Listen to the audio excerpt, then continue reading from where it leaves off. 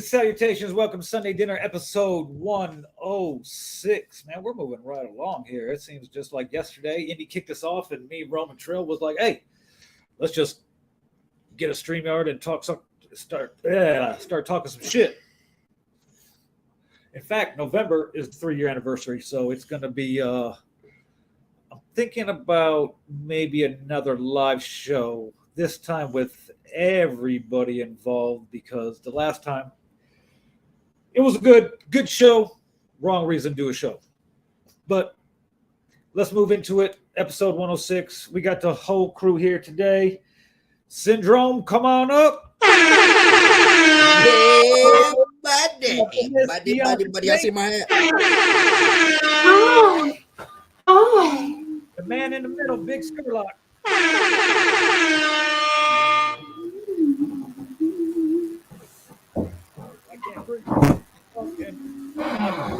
What just happened? Technical difficulty. Emotional damage. Yeah. Emotional damage. I'm gonna order one of those things, like you open it up and it says the phrase or whatever, and I'm just gonna send it in his house, in his first job, in his second job. So every time you go third one that day and opens it up, it's just gonna be emotional damage. And he's just gonna be like, fucking asshole. Anyway, welcome to Sunday Dinner, episode 106. Here we got a lot of shit to get through this week. Actually, we weren't even here last week, so we got a little bit of extra stuff here.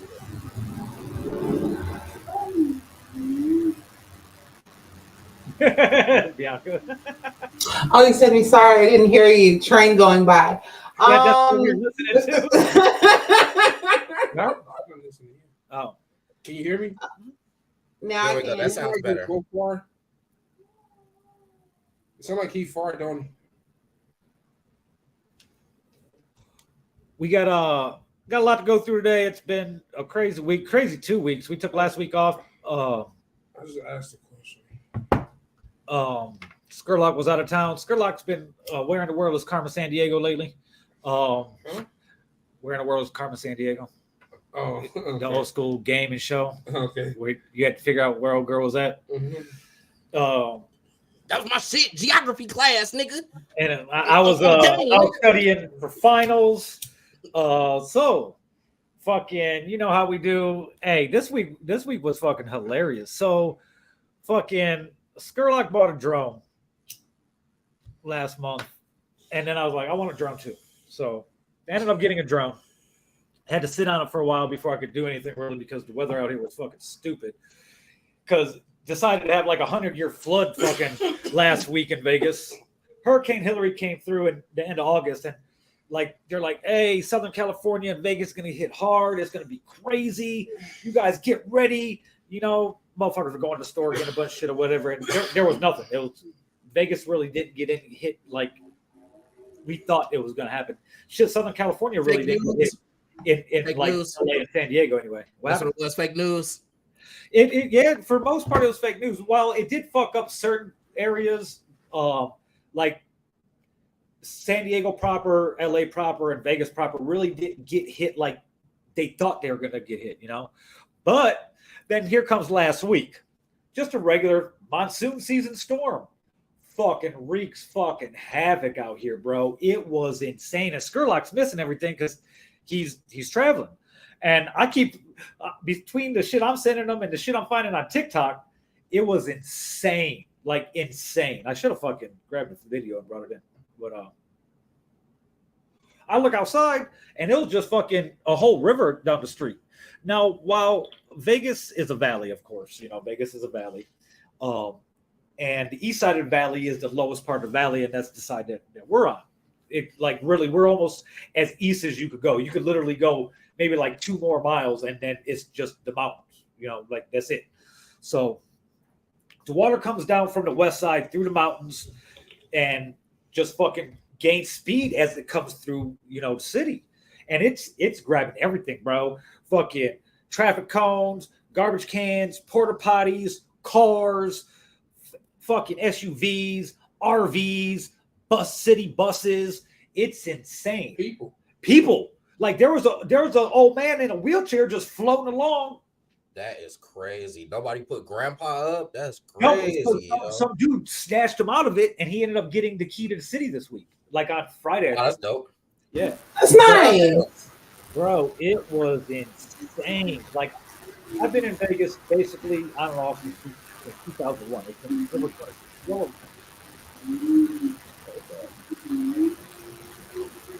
What's that feedback? Can you guys hear that? Yeah, it's off now. Sound like a vibrator. Bionca, what are you doing over there? nothing. It's definitely come from Bionca. It is. Yep. Cut your sex toy off. We're potting now. It's not time for sex toys. Yeah. So anyway, I've been in Vegas over 20 years, and while I've been here for 100-year flood, 2003. People were like stranded on top of cars. They had the helicopters lift the motherfuckers off their cars. You would think people are smart enough not to go into it. No, there was a bunch of emotional damage. Cars. I seen a fucking Challenger decide to fucking try to go down the street and go through it. Not at all. That shit got up to the fucking the window of the door real quick. And it was entertaining to say the least, because all these videos were crazy.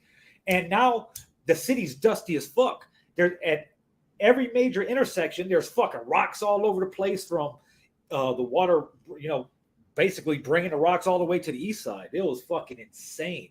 So my TikTok was just, every time I got on TikTok, it's just video after video after video after video after video of fucking crazy ass flooding of all different parts of the city. But then the way TikTok works is once they get your location, they start showing shit closest to you.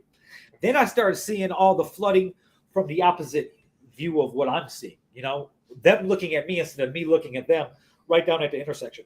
Like the intersection of Vegas Valley and Nellis, fucking insane. So then it was, the apartment complex here sits a little higher than everything on the other side of Nellis, and shit was fucked. Like literally water up to like the window of the doors. People are driving in, fucking water's coming in the door and shit into the car. It was insane. It was a sight to see. Like I'm sending Scurlock videos of like it looked like hurricane shit. I'm like, hey, it's kind of raining. Right, that's crazy because it wasn't even a hurricane that did all of that. No, it was like that was just a regular monsoon. Which it is monsoon season, which is actually winding down right now.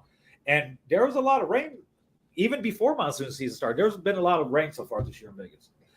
Vegas gets 4 inches a year. I think we're at like 6 right now, 7. But you get 2 inches in 30 minutes. All that water's rushing.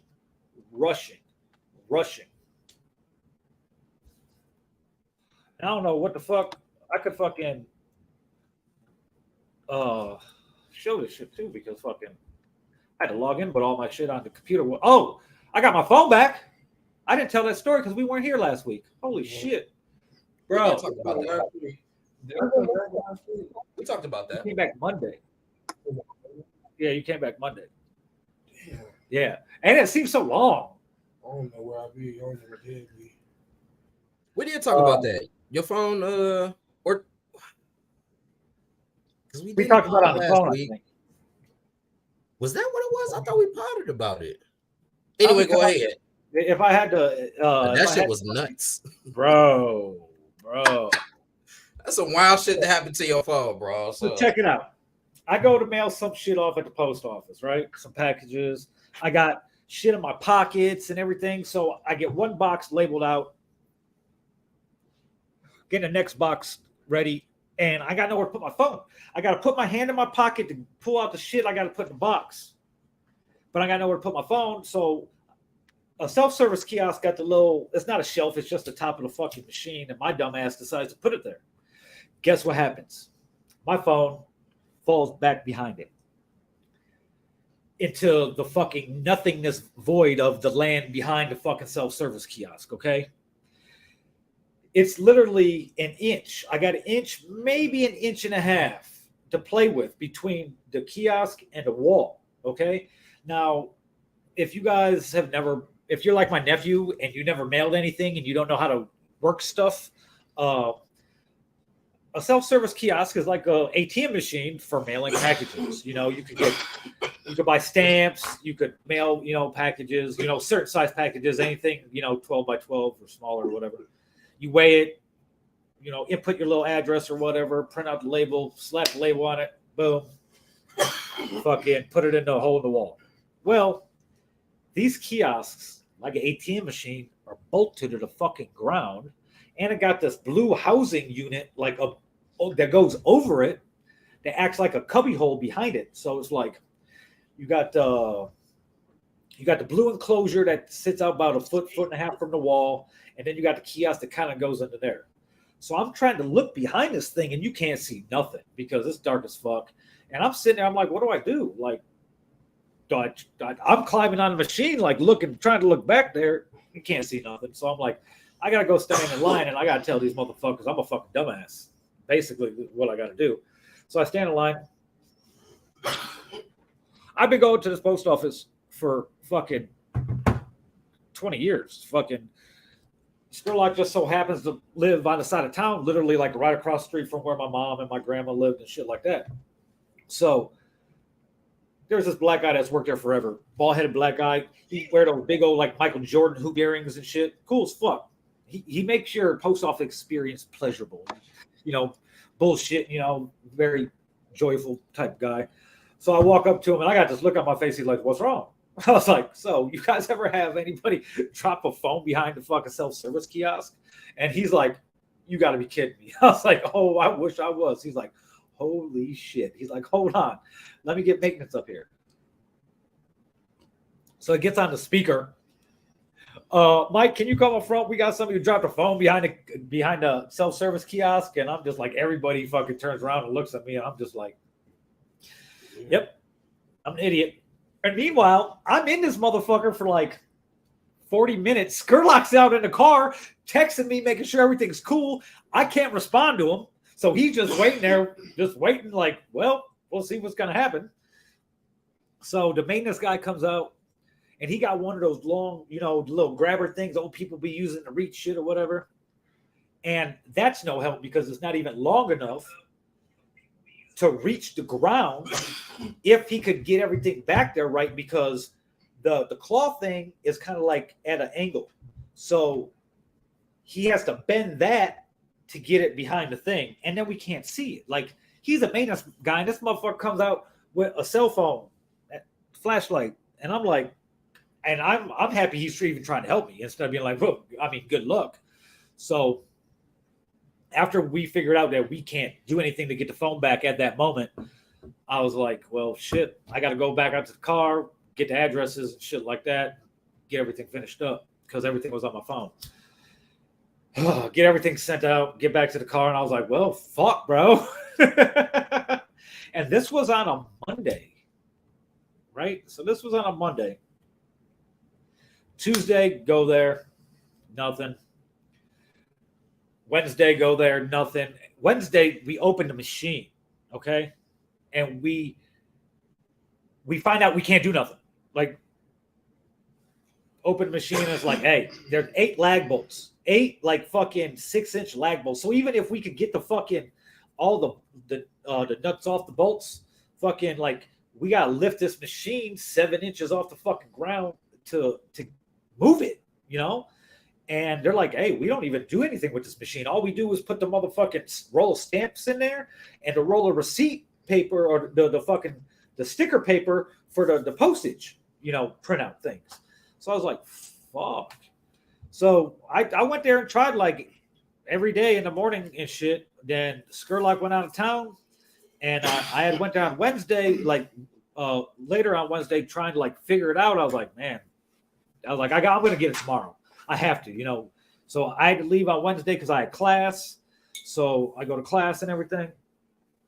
And then my dumb ass don't realize that you could go to the kiosk after the post office is closed because it's in that same area as the P.O. box.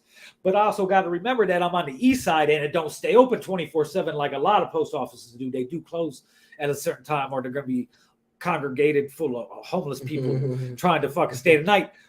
So Thursday I wake up, I go there, I'm like, I'm going to get this shit done. So I go there and I have an idea.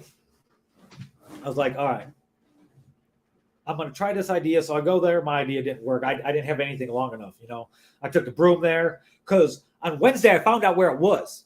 Because while I was there, somebody was calling me and it was lighting up. So I seen exactly where it was and how to go about, like I had an idea in my head about how to go about getting it out.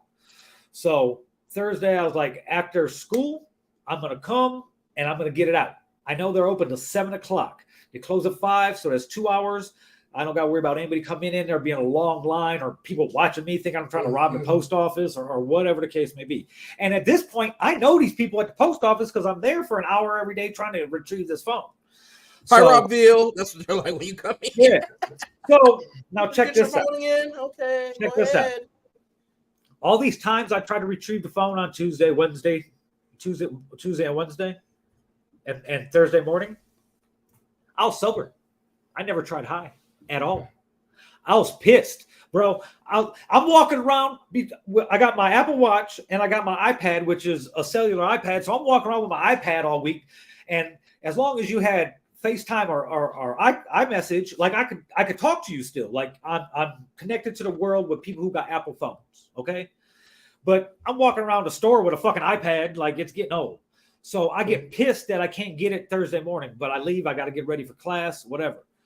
Cool. I'm pissed off. I was like, I'm going to fucking get this shit tonight. So I come back. I go to school. My class finishes. I like slam my laptop shut because I'm pissed off. I don't got the phone. And I roll up and I smoked. I calmed down. And like halfway through the blunt, I was like, I got a fucking idea. I know exactly how I'm going to fucking do this, right? I need a long fucking pole. Now, I came and stayed at Scurlock's for the winter of 2021, 2022. Rob knows. Well, everybody who watches the show knows because we fucking did a live episode of the show as me and Rome were driving across country.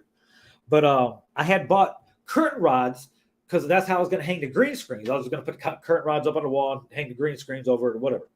But we ended up just like fucking taping fucking the whole fucking dining room full of fucking green screen fucking material. But anyway, so I still had these little curtain rods, and they're the little like ones from the fucking Family Dollar. They're like fucking $8, but they expand to 52 inches. Okay. So I was like, and I grabbed it out the closet. And as I grabbed it, I looked up and there's a fucking wire hanger. I was like, oh yeah. So I took the wire hanger. I bent it how I needed to bend it. I went to Home Depot. I got the strongest duct tape you could get. The shit is so strong that sticky part takes off the part it's laying on. As you're rolling it up, there's little black specks everywhere because it's taking part of the material with it. So I do that. I wrap it around backwards on the hanger. I take the hanger to the motherfucking curtain rod, and I head to the motherfucking post office. I get there. I go in, and there's people like looking at me walk in there. I got a fucking roll of duct tape in one hand and this fucking pole in the other. Walking into this motherfucker.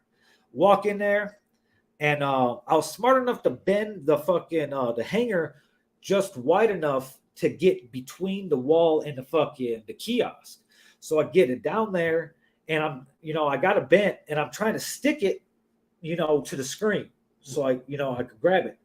Now, what I didn't fully think of was the bendability of the fucking hanger. So it was bending too much, so you couldn't get enough like force to fully fucking get a good grip on the screen. But I got it enough where I got it from underneath that fucking that housing and slid it from being straight to being sideways so I could totally see it. And then I was like, all right, I got it. And then I dropped the fucking pole. It's like, fuck, I dropped the pole behind the fucking kiosk.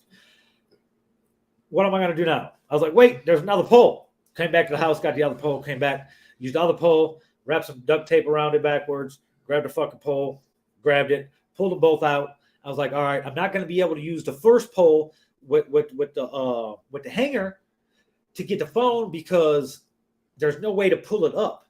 You know, like I got an inch and a half. I can't bring the phone up flat ways. You know, I got to get it the phone stood up somehow. So I'm like, all right, cool. How am I gonna do it? So I got the new pole and I look over and there's a fucking you know, you got the free priority boxes right there by the kiosk. I go grab one of the boxes. I got rid of the boxes and I rip off a little corner of the box. So it's a little fucking, it's literally like a little fucking like 1 inch by 1 inch fucking corner of that box. And I fucking duct tape it to that fucking pole like this. Fucking duct tape it, put duct tape on it back, upside down, backwards, so it's all sticky. And I put it down there and I just press on the fucking phone. And I'm like, I hope I don't break my screen because my screen's broke a little bit. Got like a hairline fracture. Not like through the glass, but like underneath the glass. So I was like, I hope I don't break this. And there's two sides of the kiosk, right? There's the left side is the side that's down low because you got the scale that you weigh the boxes on. And then you got the right side, which is like the tall side, the ATM, where that tall side, the cutout behind it is a lot bigger. Like you could get your arm back there and shit. So I just slowly picked up the fucking the curtain rod as I'm pushing it back in, you know, to make it shorter, and I just pull it over. And as I'm fucking reaching back there, try to get it, I had like scrape my arm up a little bit. Fucking arm's bleeding a little bit. I'm just trying to grab it, and I'm glad that I bought the phone holder. Is my phone holder right here? No. My phone case got the magnetic holder with the ring on the back. So I was just barely able to reach that ring to get my finger into that ring to pull it out. So after fucking 3.5 days of being stuck behind the fucking kiosk, I finally got it out it was 7% battery on it, and it was just dirty. There was like a fucking big ass layer of fucking dust. Crazy. And I was like, and there's a homeless guy in there with fucking a pair of jeans on, no shoes, no socks, no belt, just holding it up, no shirt. Just keep on asking me, what's up, man? What's up, man? As I'm fucking digging behind this, he's like, what's up, man? What's up, man? What's up, man? I'm like, what the fuck? And finally, the guy comes out who works back there. He's like, oh shit, you're back. He's like, I got to close up. I was like, I almost got it. Don't talk to me.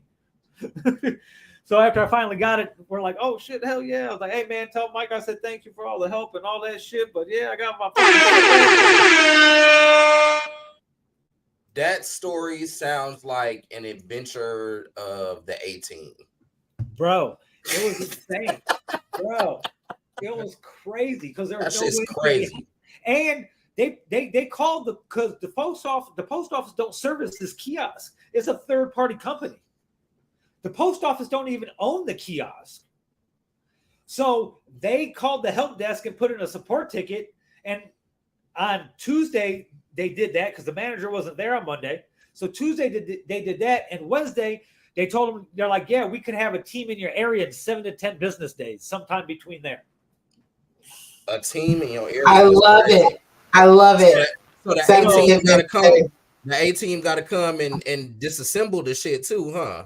So Did what they pull happened up in like was, a van? basically, I just had to get high as fuck and go MacGyver that shit. And that's what I did, and I got it back.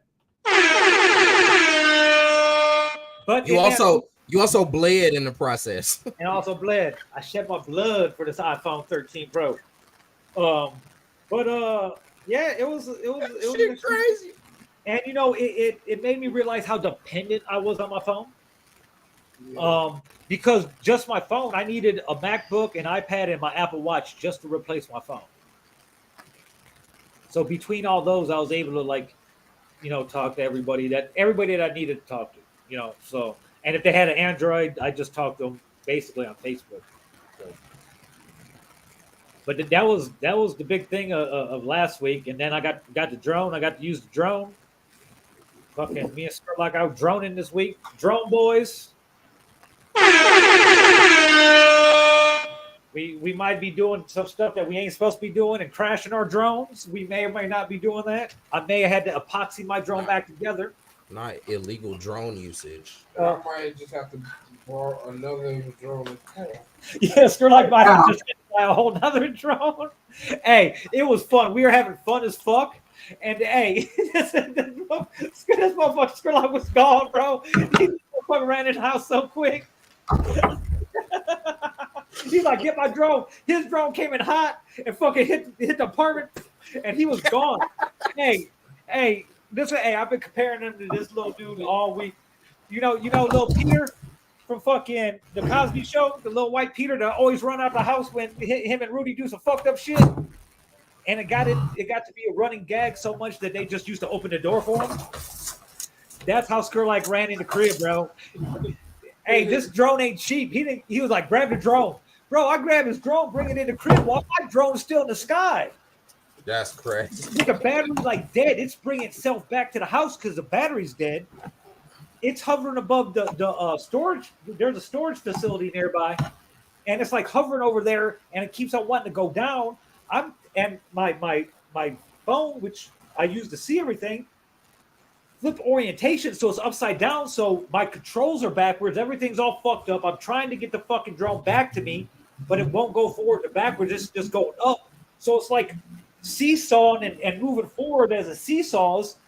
And then my phone just like goes black, and I'm running to the street. As I'm running to the street to try to catch it, it fucking hits the fucking wall.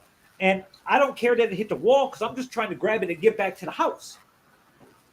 I get back to the house, and I look down. I was like, bro, I cracked my arm. And not only did I crack my arm, I cracked where the motor part of the arm. If you crack the arm, that's the easy fix. There's easy fixes all over with super glue or epoxy or whatever. But the motor is like the important part, you know, because whatever you use to fix that, you got to make sure it spins right and everything. So I was like, fuck. I was like, hey, can I use your car real quick so I can run to Walmart? I need to get some epoxy.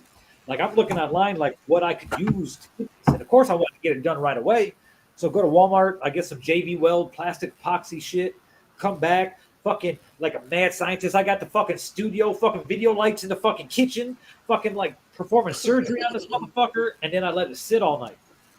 Wake up early as fucking next morning. My anxiety wouldn't even let me sleep, really. I went up at, like, 7 o'clock in the morning, and I epoxied too much. Like, I epoxied the motor. So I have the straight razor, you know, that barbers use, you know. So I got the razor blades in the straight razor handle, and I'm shaving off and cutting all the excess epoxy away to break free the motor so it can spin. And after like an hour, I finally got it. Take it out for a test. Motherfucking propellers are fucked up. Wait, no, everything was fine. I put new propellers on, everything was fine. So we decide we're gonna go out. We're going to go fly the shit. We're going to Red Rock. Vegas is locked down, bro. When I say locked down on drone, we got technically like 4 airports. Boulder City got a little airport, North Las Vegas, fucking Nellis Air Force Base, and then Harry Reid. So you can't go, like, bro, like, you're not supposed to be flying drone anywhere. And we definitely can't fly nowhere on the strip and get no cool footage, like, without permission. So we're like, let's go to Red Rock because it's open. The only rules with Red Rock are you can't fucking lift off from wilderness places and shit like that, like in the woods or anything. So we're out there. I get my drone up, and this is when Scurlock finds out that his drone fucked up the night before too. So that was a short-lived thing, and then we left there, and we were leaving Red Rock, and he's like, fuck it, I'm just going to grab one. Grabbed one. Went right back to fucking Red Rock. Still couldn't fly because he had connected Wi-Fi to activate it and shit like that. So didn't really get too much droning done that day. But yeah, it was drone experience this week, though. Was that an impulsive buy? I don't know. But I was like, fuck it. Yeah. Buy another fucking drone. I'm gonna get my old one repaired because I got a warranty with it. Yeah, he just got to send it in, shit like that. But it was definitely drone is fun. Like it's not even about. I of course want to film some shit, and I definitely want to fly around dope ass shit to get video footage. I don't care about doing commercially and making money off of it or anything like that. I do, but I like it. I like it because it makes me feel like I'm flying. It's fucking, you know, it's like you're a fucking bird. It's fun. You're out there just fucking, and especially when we fuck around, it's you learn that people in Vegas shit don't bother people in Vegas, because you could be fucking with people and they're just like, they don't even look at you. Besides the police. Yeah, besides the police. But yeah, droning was definitely fun. Definitely fun. I went up for a little bit before before the show started. But Probably shouldn't have been doing it. Probably shouldn't have been doing it. But my battery, it was windy today. My battery went down real quick and shit like that, so it came back in. But that's just basically been it. Fucking for me, past 2 weeks. And finals. I got my first term back at school. I can't get it's so weird trying to get used to the whole term shit. You know, it's like this whole fucking. So basically, I'm gonna have finals like every 11 weeks for the next fucking forever. Fuck. So that's what I've been doing. Yay. 33 minutes. Yep. What about Bionca and Rome? How was your week, Bionca? Y'all remember? Yeah. So let's see, 2 weeks. Okay, so whatever date it was, I believe it was September 1st, we had the Jams and Jokes Comedy Festival in Glenwood, Illinois for 107.3 VIP. Tony Schofield was the headliner. He is hosting a new morning show on the station. He is also currently on Netflix on a special that was thrown by some more. So y'all should check that out. Catch me on Saturdays on 107.3 VIP for the Weekend Rewind. That's from 10 until 2. What else did I do? A lot of overtime at work this week was crazy. And we'll talk about that later. Yesterday was Valparaiso's Popcorn Festival. So a lot of overtime I guess this week. My bad. I guess a culmination of the summer activities that was awesome. I'm very tired. We decided to actually walk there and walk back home to avoid traffic. I'm not too far from downtown, but it was a mob, so I'm tired as hell. Shout out to Q. Saw him. I was just like walking and I saw him. And whenever you see another brown face in Valparaiso, it's kind of just like a, hey, how you doing? So he was just like, I don't know where I'm going. I was just like, well, just stand on this corner. And I turned around and he had a whole bunch of people around him and entertaining the people. It was a lot of other musicians there. So I think that was like cool as fuck. Just people doing their art and grabbing people's attention. A lot of Black and brown vendors. Shout out to Miss Patricia and what is this called? Polly Ann Cakes. She's from Matson, Illinois. Nice, dope sister. So I was happy to see her and support her business. Shout out to Banner the Barber. He works in the area where the festival was, and he's my kid's barber. So I saw him. Nice little band. They were playing all the hits from the 80s and 70s, maybe 60s as well. Unsure, but they were jamming. And now I'm here on Sunday dinner.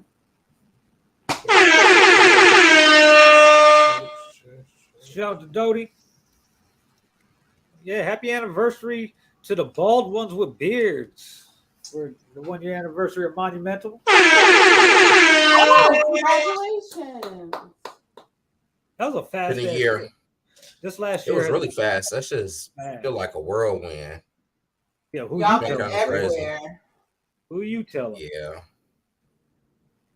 Yeah, so shout out to the bros. Yeah.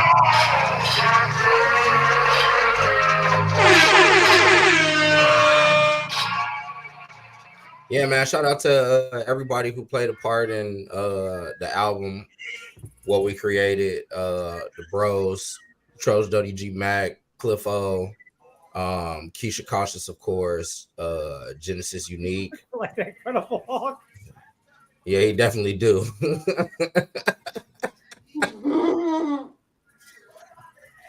Yeah. Why he's looking like that is like not helping the situation. No, he the Hulk right now. But yeah, Bug for shooting the video for us. BK Troch's brother for shooting the other video. It's just it definitely was a process, and it's been a year since we dropped it, so with more to come. So yeah, the bros was just sending beats the other day too, so it's we about to crank it back up and see what else we could do. That's right, big BHWB shit, bitch. Yeah, so this past week, this past week we had I did co-hosting with Felice over at Orchestrated Radio. Shout out to them, Ejilla. We interviewed Lady C. I'm sorry, C Snapper. We interviewed C Snapper. She's got the single out Bag with featuring Shauna. So shout outs to her. You know what I'm saying? That definitely was dope. And then and then we interviewed the Real Dub and Dino Mr. Know It All from Right Way. They actually had almost all of the guys in the building, so it's 5 of them. They had 4 of them in the building. Shout outs to them guys, man. I love their music, and the shit was super dope. So shout out to Right Way. And then the next day we had the headlining with the collective. So shout out to Troch Cash, Go Crazy, and Trouble the Singer. And me and Cliff performed, as well as the Right Way guys, the whole unit. It was really dope. It was a lot of dope people in the building, and it was great to see the first headlining performance of the collective, because that shit that shit fire though. So shout out to them. It was a packed house. We did the Wild Hair downtown. Shout out to DJ Get 'em Fleet DJs in the building. You know how it go. It was a dope time. So I got to perform. I did a co-hosting, and I was in charge at work all week. So needless to say, by the time they came around, I was tired as hell. What am I forgetting? You forgot that you performed with Indie Uchiha. Oh yeah, last Sunday. That was on Sunday. That was on Sunday. I didn't even count that because I was thinking about. I mean, y'all could have bought it. It's not the same without you. I appreciate you saying that, Bionca. You're welcome. So at the Forge, performed with Indy. So that was on Sunday, and Indy tired me out because he did like 6 songs, and 4 of the songs I was on with him. So and I also got to perform with Ralph again though. So shout out to that. The band was there, they played, and so shout out to the Wolf Council. Ralph's performance, that was dope. It was fire. It was dope. Yeah, Ralph got to strut. He got to strut and stunt with his guitar. You know what I'm saying? Yeah, Jeff was there too. Mm-hmm. Yeah, the Wolf Council. Shout out to them guys, man. Mm-hmm. We went over to the drummer Rocky's crib afterwards and started getting drunk. And then the motherfuckers Rocky got like a little setup with the electronic drums where he could play the pads. And then he started doing some finger drumming on the on the MIDI pads or whatever. So Ralph was playing melodies and shit over it. I was rapping. It was dope time though. You guys are jamming. You had the shit. We definitely did. It was dope though. Hell yeah. Shout out to them boys. What did I do? Everybody done? Can we talk about Danny Masterson now? This shit is crazy. You were out of town. Mm. Slugging with your rounds. That's all. Houston was nice though. Did you see Megan? I ain't found that thought. I was gonna put the hit on that bitch. The thoughts and views of Scurlock are of him and him alone. Emotional damage. I see Megan. I don't want to do that to her. I will want to hit her from the back. I don't want to hit that horse looking ass bitch. That's a man. This one got a dick. What makes her look like a man? I would like to find out if she's a man. Hey. Is it her height? Because she's not that tall. She's shorter than me. Man, that bitch a What's she man. like 5'10"? That bitch a stallion. That's the evidence right there. She's a male horse. I'm not gonna call myself a bitch. I'm not a female dog. I don't give a damn. Grab your plates. It's time for Sunday dinner.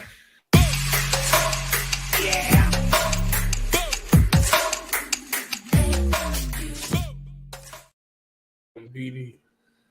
Well, Danny Masterson was sentenced this week to up to 30 years in prison for raping 2 women in the early 2000s.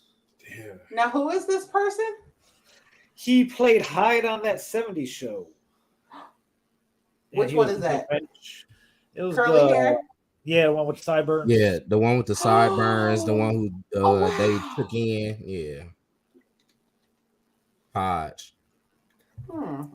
Boy, they been filling the internet up with weird ass clips of him, Ashton Kutcher, and Mila Kunis. It was great. I don't even know that. They on talk shows and shit talking about, yeah, I was kissing on her when she was 14 because she was acting. I'm like, motherfuckers perverts. Boy, they've been perverts for a long time. I bet him $5. He wouldn't stick his tongue in the mouth. Wow. Motherfuckers was wilding all over. That shit was acceptable. And they got away with it. That shit was crazy until he started drugging bitches. He started doing the Bill Cosby on their ass, boy.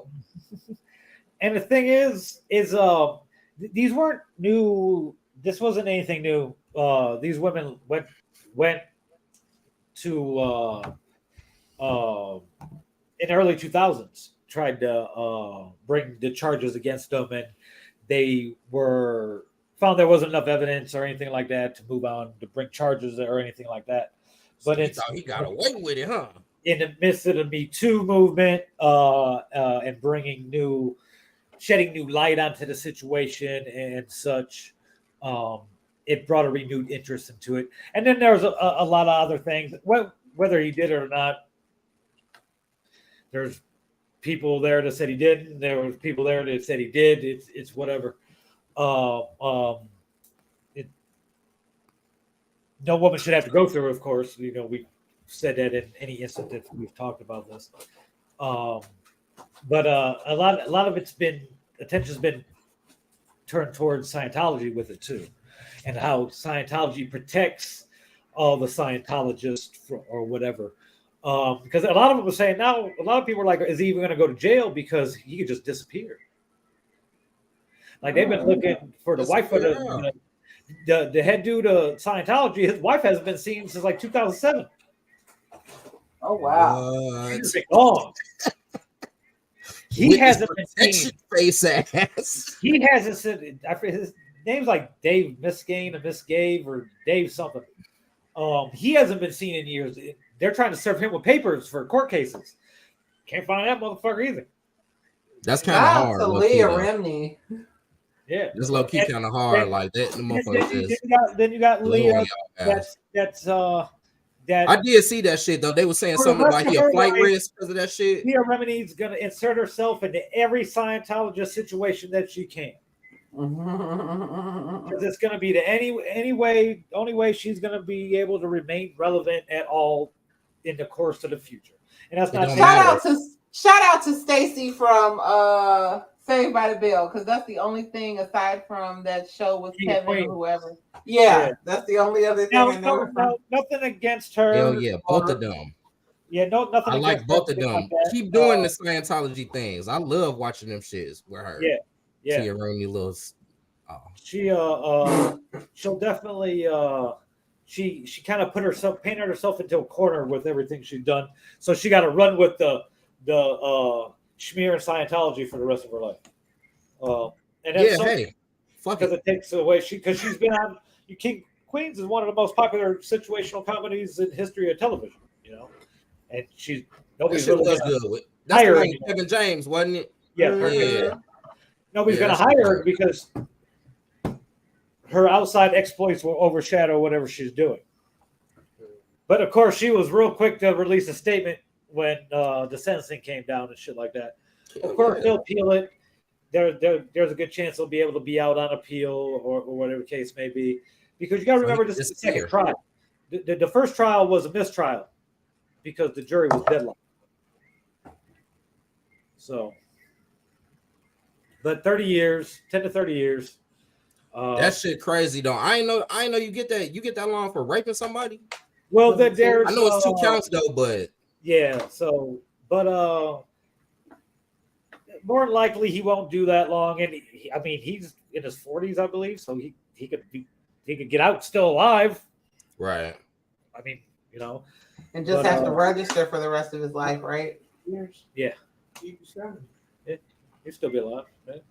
But we'll see what happens with the appeals, because they're going to exhaust all the appeals, and there's a good chance that he could get out on bail, where he can disappear among the other Scientologists. And that'll be one of the arguments that the state can make too. We're not even going to be on this. That's a deny bail. 3 years from now. Hey, that shit. House arrest. Right. Yeah. Because he's definitely not working. That shit creepy, dog. Because look, he's not working because look what Netflix did. Him and Ashton Kutcher created that show, The Ranch, to star in together so they could work together again. And once all that shit started popping off, Netflix was like, "Hey, we're going to replace you. You're not going to be on. We're going to bring someone else in." Yeah. So, and still got money, right? He basically got bought out. I think he remained on as executive producer. But I'm saying he got money though, right? Yeah. So it's Is he going to fed jail? Or? No, he's going. It'll be state. It's not federal charge. He's gonna have a whole bunch of camera conversations. Yeah. So it's whatever you do could come back and get you. And I'm not victim shaming whatsoever. I'm never going to victim shame, but there's definitely a lot of women that try to ruin men's careers and their lives. Victim shame when it's meant to be with false accusations. Very true. You don't know how to treat each one. You're like, well, you gotta feel for the victim, because if it's true or it's because at the end of the day, that's probably that got to be something that's a little bit more painful than. I don't even want to do that though. I don't want to compare that though. But man, if that is 30 years shit later. Yeah, no, I ain't necessarily a fan of that. But if you did some creep shit to somebody young or against their will, that's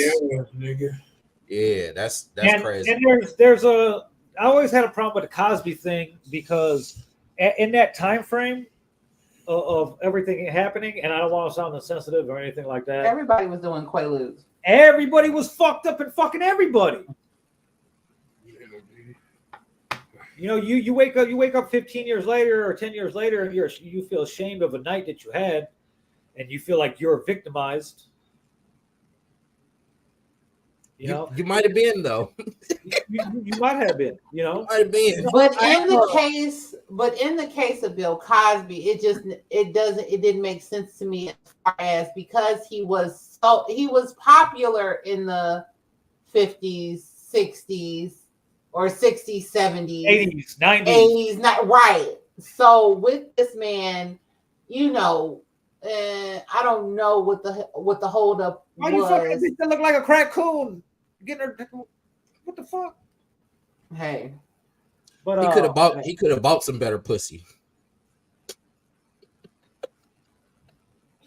And maybe sorry, he did. I mean, yeah, but to that point, then that goes against that he's still drugging bitches, and you know what I'm saying? Like, women need to stop putting themselves in a position for it to happen to them, and that's not a shot at them. And men also need to stop putting themselves in a position to where To be they blamed.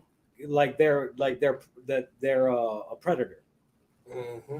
yes, stop doing creepy shit. That's where and stop doing creepy shit. Women too. You know, because that's a lot creepy, of times the women, you know, the women don't want to say that they don't want to, that they ain't trying to fuck because they want to get everything that they're gonna get from to fuck. You know what I mean? Then when it's they're trying to get rewards too. Yeah. Then when it's time to fuck, they not down with the fucking. And I have a story that's gonna be in a story time with Uncle Bobby, the first book about Xanax rape, about the Xanax rape story. You know, like I mean, I would not have fucked this bitch at all. You know. But I was gone off Xanny bars, and I'm waking up and falling asleep, you know, her having sex with me, you know. So I never brought charges. I mean, I could probably still bring charges against her because all these other women do it, you know, years after. You need a rape kit. You know. But it's I shouldn't have put myself in that position. You know, I knew that she was fucking, you know, sweet on me, so to speak. You know, so I shouldn't have put myself in the position to I should have protected myself. I know it's easier said than done. And that sounds like victim shaming, even to you. She shouldn't have took advantage of you like that. Mm-mm. And I tell my sons, like, you know, even we had my oldest one had the conversation, you know, he was just like, well, what if a girl says no? And I was just like, well, you know, you can say no. He was just like, well, what if I don't want to? I was just like, well, say no, run away. You know what I'm saying? Like, you don't have to stick your penis in every girl, you know, to be cool or whatever. You can definitely say no if you don't want to. Yeah. Johnson was cool for a while. Whoa.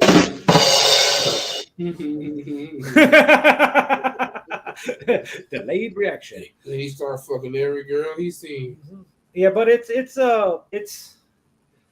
in today's society, sex is such a fucking easily exchanged thing. You know, I mean, I don't want to say maybe not for you. But it's she's lying. Maybe it's because of all the apps or whatever case maybe. But then again, in the 70s and 80s, everybody was having sex too, but it was more of a cocaine sex. Yes. Now everybody's doing that, and it's not frowned upon like it was. So everybody lets everybody know. It's like before, you know, you had to have the little signs you were a swinger or shit like that. Now motherfuckers would be like, hey, they got the little pineapple emoji on their motherfucking Instagram and shit. What do you call when you mess with? It has to be upside down. Is that a swinger? Mm-hmm. Swinger is only if you're like couples. So what do you call a person who messes with more than one female? A whore. If a woman's going to be a whore messing with multiple men in 24-hour period, then a man's a whore for doing it too. It's equal opportunity. Mm-hmm. A hoe is a hoe, no matter your gender. So we'll see. We'll see what if he'll be on house arrest for appeal or whatever case may be. But hey, go to jail, bro. I'm trying to see if he's gonna disappear. That's what I want to see. Hopefully that nigga do disappear. That shit sound crazy. As a former reform criminal, that means I'm a criminal again. Don't do the time if you can't do the crime. You know, like Like if this bitch is saying no and you still fucking trying to stick it in, you gotta think about motherfuckers trying to stick it in you when you're in prison. Okay. That's not a deterrent that maybe you deserve to go to prison. Fuck. He will be raped. He will be raped. Yeah. So let's see who's Ashton Kutcher and Mila Kunis got some hate spewed towards them for being Are they married? Yeah. But people were hating on them because they released letters Danny Masterson's character on behalf of him, of him to the judge. That's what good friends are supposed to do. You know, hey, they knew he was a creep. You know, I mean, everybody's a creep to an extent. They knew he was doing shit to how them creepy bitches. Are you is the question. They knew he was doing shit to them bitches. They was like, "Fuck it, I'm gonna ride for my homie." And then, as soon as people on the internet got on their ass, them statements came out from their publicists. Well, they didn't even have their publicists do it. They did it themselves. I don't know. I'm just talking shit though. But they're regardless, regardless, no matter what. If you feel how you feel, stand on it. That's all I. Hey, I don't know what he did to old girl, but to me, he was always cool. That's crazy. Is that what you're supposed to say? Hey, I remember pissing on no bitches in front of me. You know, it comes back around to people that want to cancel other people for listening to R. Kelly music or whatever, or they can't separate the artist from the person or whatever they did. Look, I don't care what the motherfucker did at Burger King making my Whopper. You know? No, I don't want you out here assaulting women though. I will say that though. I don't want you. Well, no, I don't want it, but I can't. That don't mean I'm gonna not watch that 70s show when it comes to one. What about women assaulting men? I'm not down with that either. Women. You said what? Women assaulting men. That's not good either. Yeah, no, either one. That's not good either. But that's why I don't fuck with Jada Pinkett no more. Speaking of going to jail, most of all three of the Proud Boys have been sentenced in the last couple of weeks to the prison sentences. Long, like 15, 17, and 22, I think we're good down. Good. Should have threw their ass under the bus. That shit should be over 25 years. Each one of them. These guys, like, they don't seem too worried, you know, because they're gonna go jump right into with all the fucking Aryan motherfuckers, probably whatever prison they go to. So there's all types of racist people in prison for them to be friends with. But 22 years is a long motherfucking time. A long time. Hell yeah, they should get that shit though. Oh yeah, that bullshit. Yeah. So they thought they were gonna get roundabout sentences like everybody else got, you know, 2, 3, 4 years or whatever. Oh no, not at all. Not at all. Yo, sending a message to y'all motherfucking asses. That's kind of what they what they're going through. And Enrique Terrio was the last one. 22 years for seditious conspiracy and other charges related to the U.S. Capitol breach. Now this was the man that was the former national chairman of the Proud Boys from Miami. 22 years in prison and 36 months of supervised release when he gets out. So he got 3 years of fucking parole when he gets out. Yeah, that's Who knew? Who knew if you try and form an insurrection that you would go to jail? Yeah. Now Ethan Nordine is another Proud Boys member. He was sentenced to 18 years in prison, and then there was Joseph Biggs. Joseph Biggs was sentenced to 17 years. 17 years old, 17 years in prison, and then there was Zachary Rail. Zachary Rail was sentenced to 15. And then there was another one. He was Pizzola. I forget his first name. I can't see it here. His last name was Pizzola. He was sentenced to 10 years. Also, a hometown connection or a Lake County connection. there was a SWAT team raid on a house in Crown Point related to the January 6th shit last week. Really? Yep. I haven't seen anything else about that, but yeah, so it was related. I do know it was related to January 6th, though. So there's that. There's that. So yeah, I mean, I knew these guys were going to be sentenced pretty well. As they got to the defendants, it was going to go up in sentencing. So seditious conspiracy is nothing to play with. Yeah. Are they getting the firing line? I wish. The feds don't do that. Well, fuck them. There's only certain states that still do that. Shout out to Genesis. Yeah, what states is them? I was just talking shit. What states still do the firing line? I think Iowa just put it back on the fucking docket. Are you serious? Yeah. Yeah. Hey, I need that job. What job?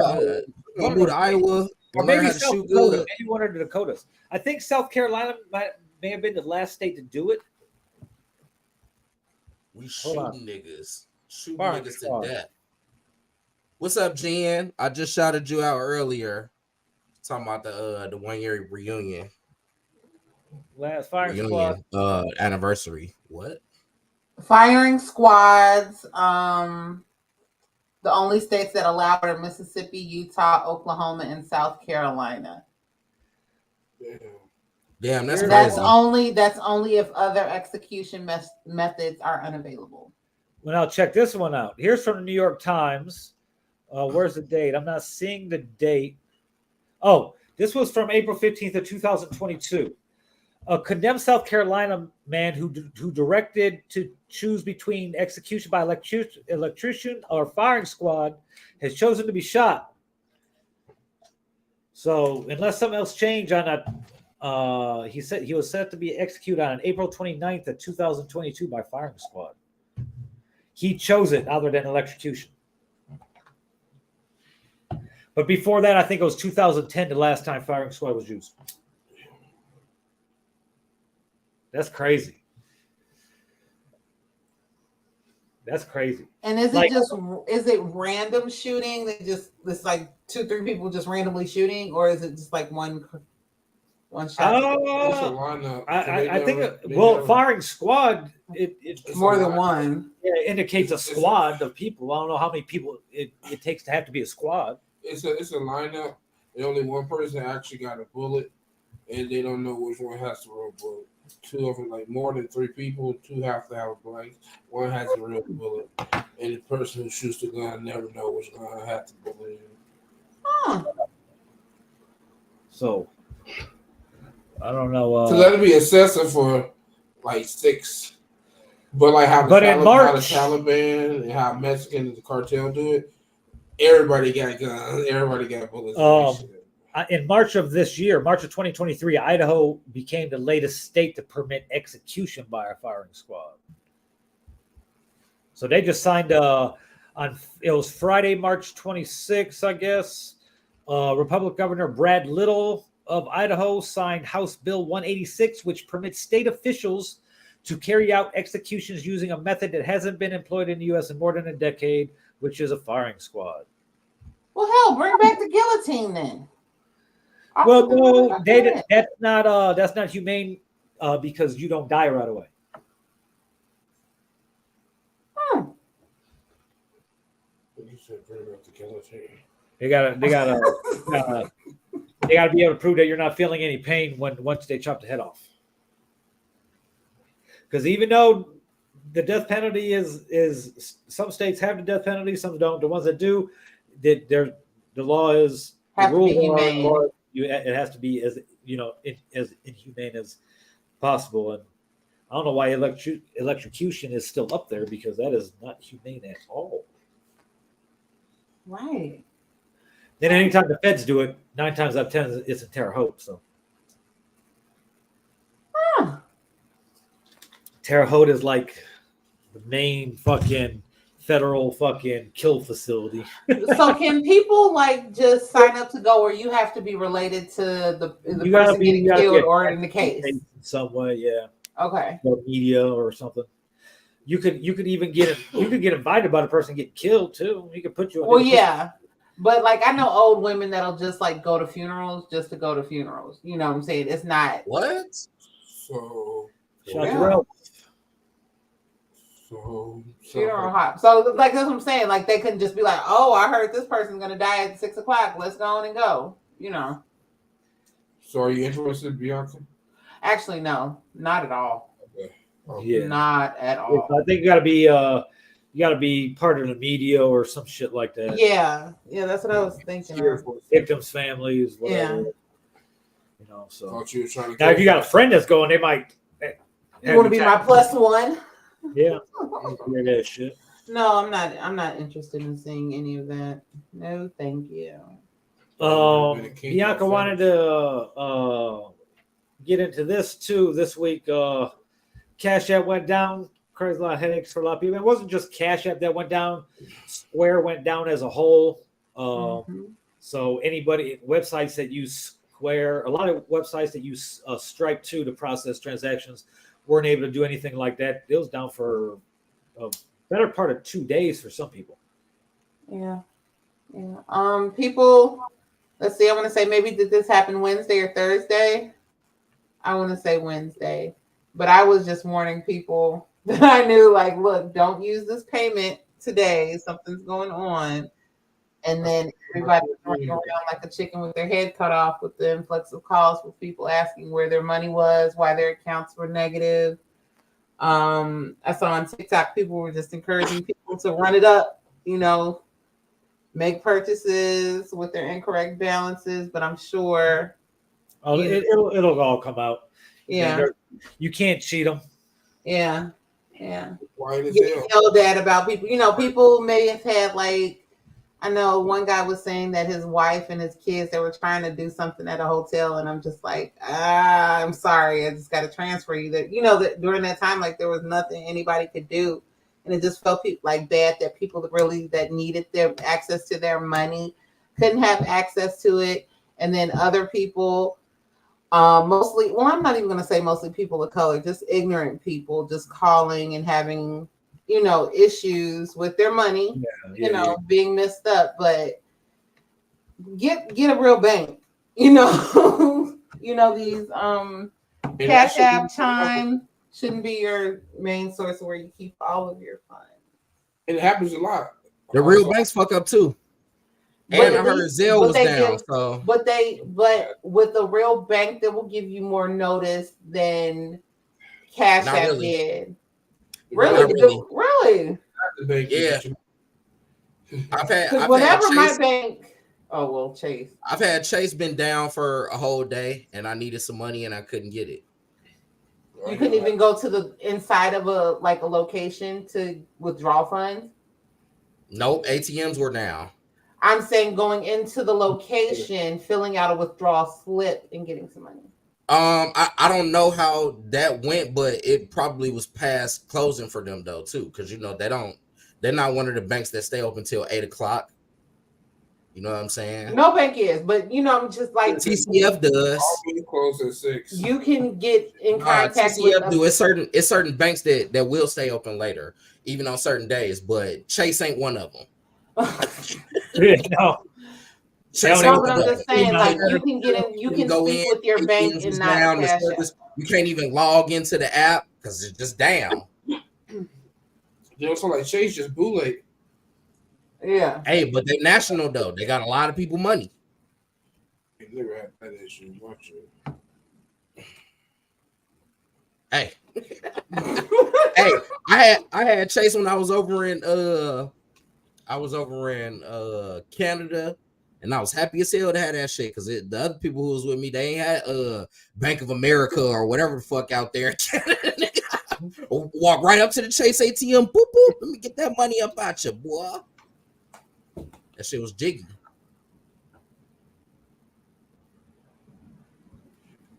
Hey, Ron, do you know about your quarterback today, Daniels? He ain't scored. Yeah, I know. There we go. Coming back. Football's back. That was the next topic I want to get into. I was just texting about it in the group chat with a lot of the guys who are everybody's excited. Trash. I'm thinking he threw 2 pick sixes. Bro.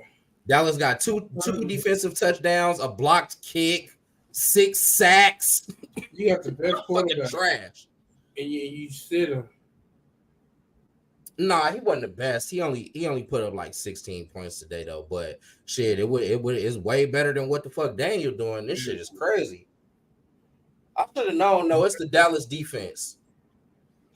It's the Dallas defense. But yeah, for sure, football back, man. Them young 49ers ran it up on them today. Did Christian McCaffrey, your boy, you know.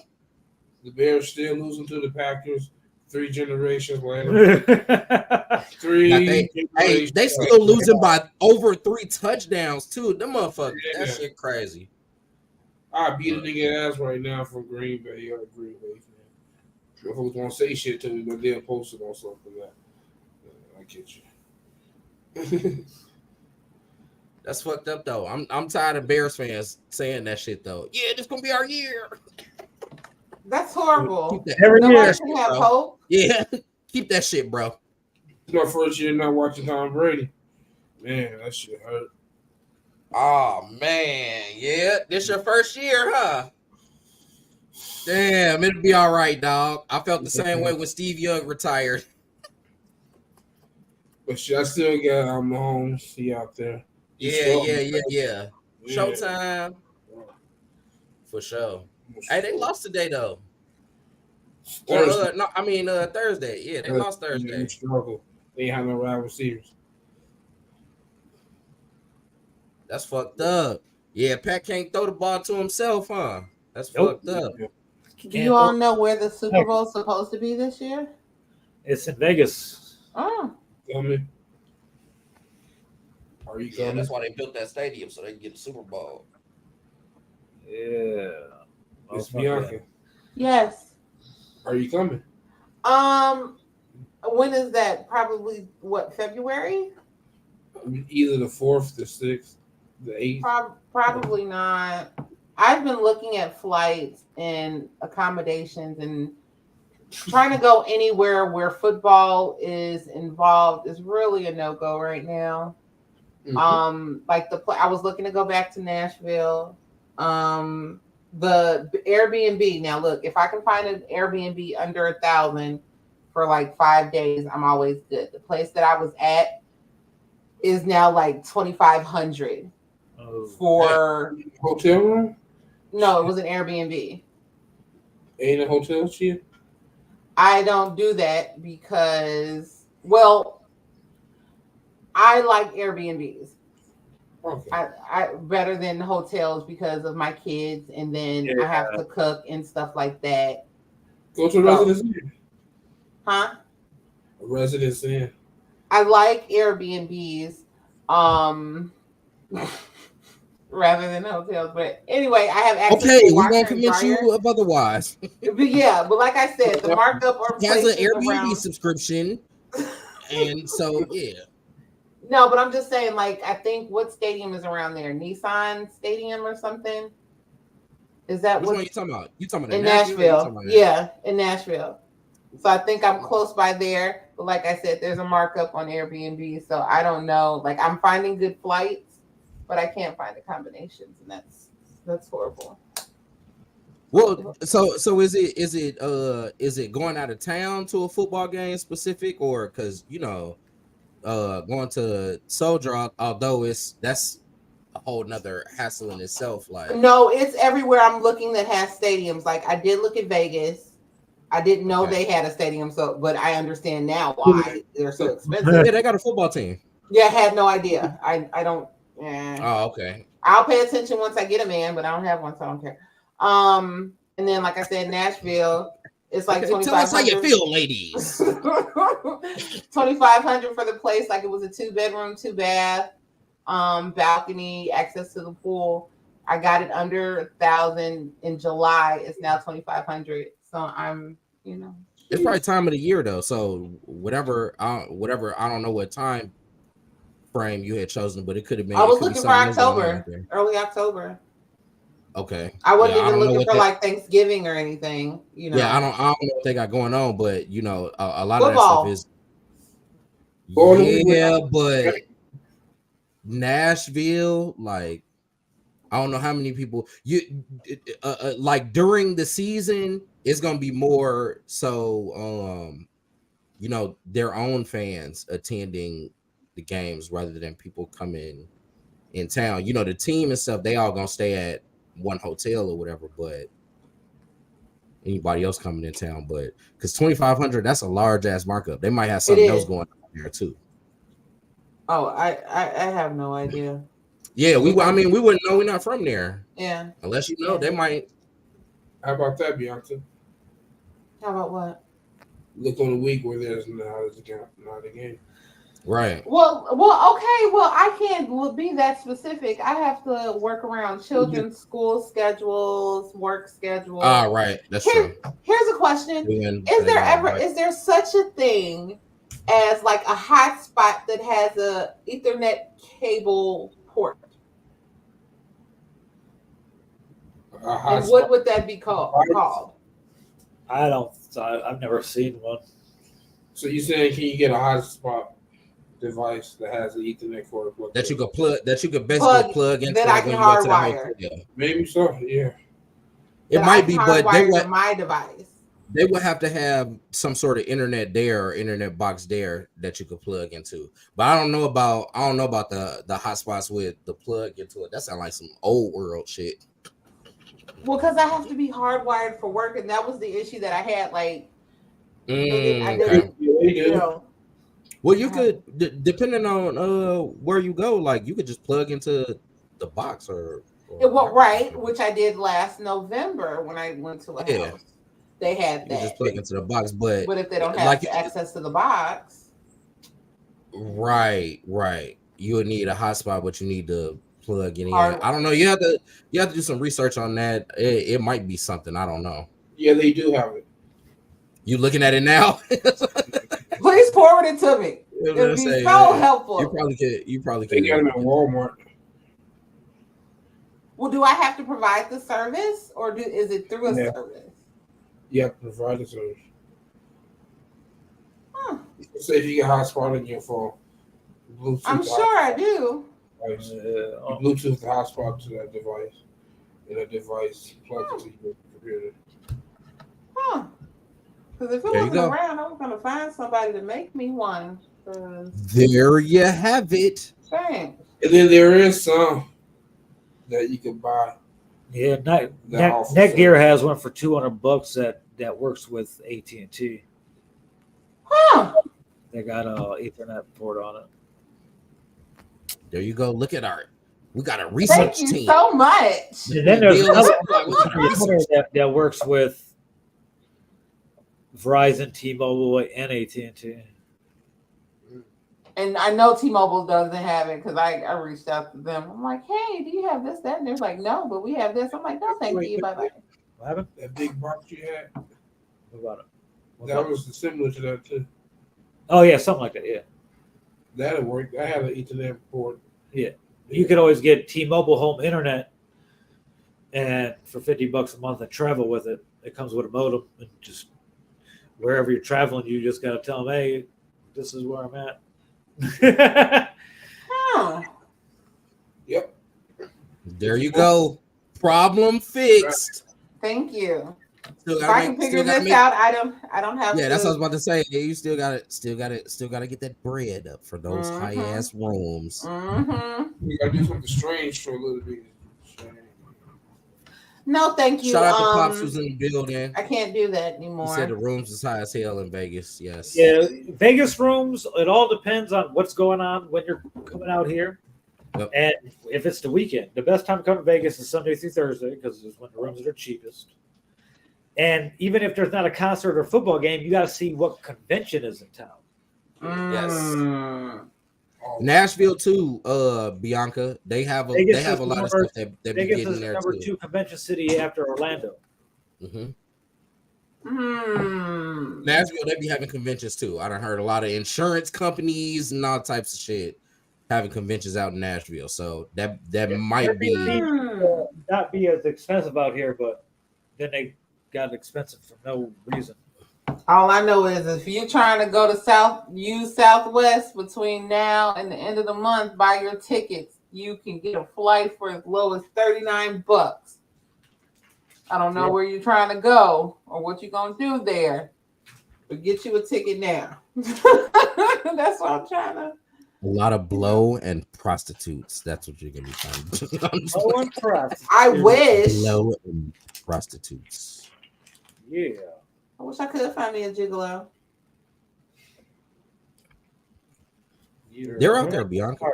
Where? Where do I find them? Jigging and lowing. Chicken and mowing.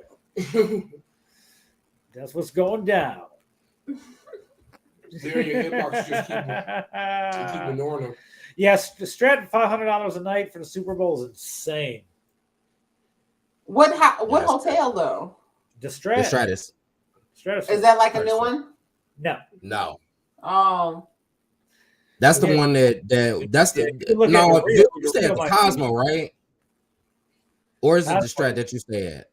No, it's usually the Cosmo, but not.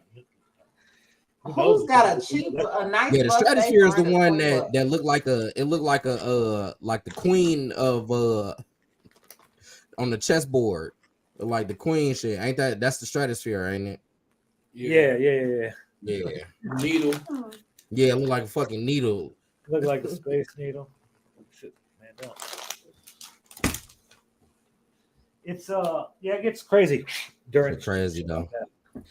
And shit, for the F1, it's even crazier. You talking about regular ass rooms for thousands of dollars. Do y'all have a W out there? No. Oh. I thought it was one. No. I like them hotels. Yeah, best time Sunday through Thursday. And you just might be having that ain't gonna help for if you're going during the Super Bowl though. So yeah. You just gotta tell the kid you just gotta have to chalk it up and homeschool them while on vacation. Yep. Miss a couple days. Look, that's okay. You know, when they were in a different school system, and I saw my son's old report card. He was an AB student before we moved. We moved out here. CDs, okay? So there's no missing no school. I don't know what kind CDs of work like you're doing spinning. Well, no, spinning CDs. You don't have a miss school and not do any work. You let the teacher know you're going out of town and they'll give you the work for that week. I don't want to do that shit either. What are you talking about?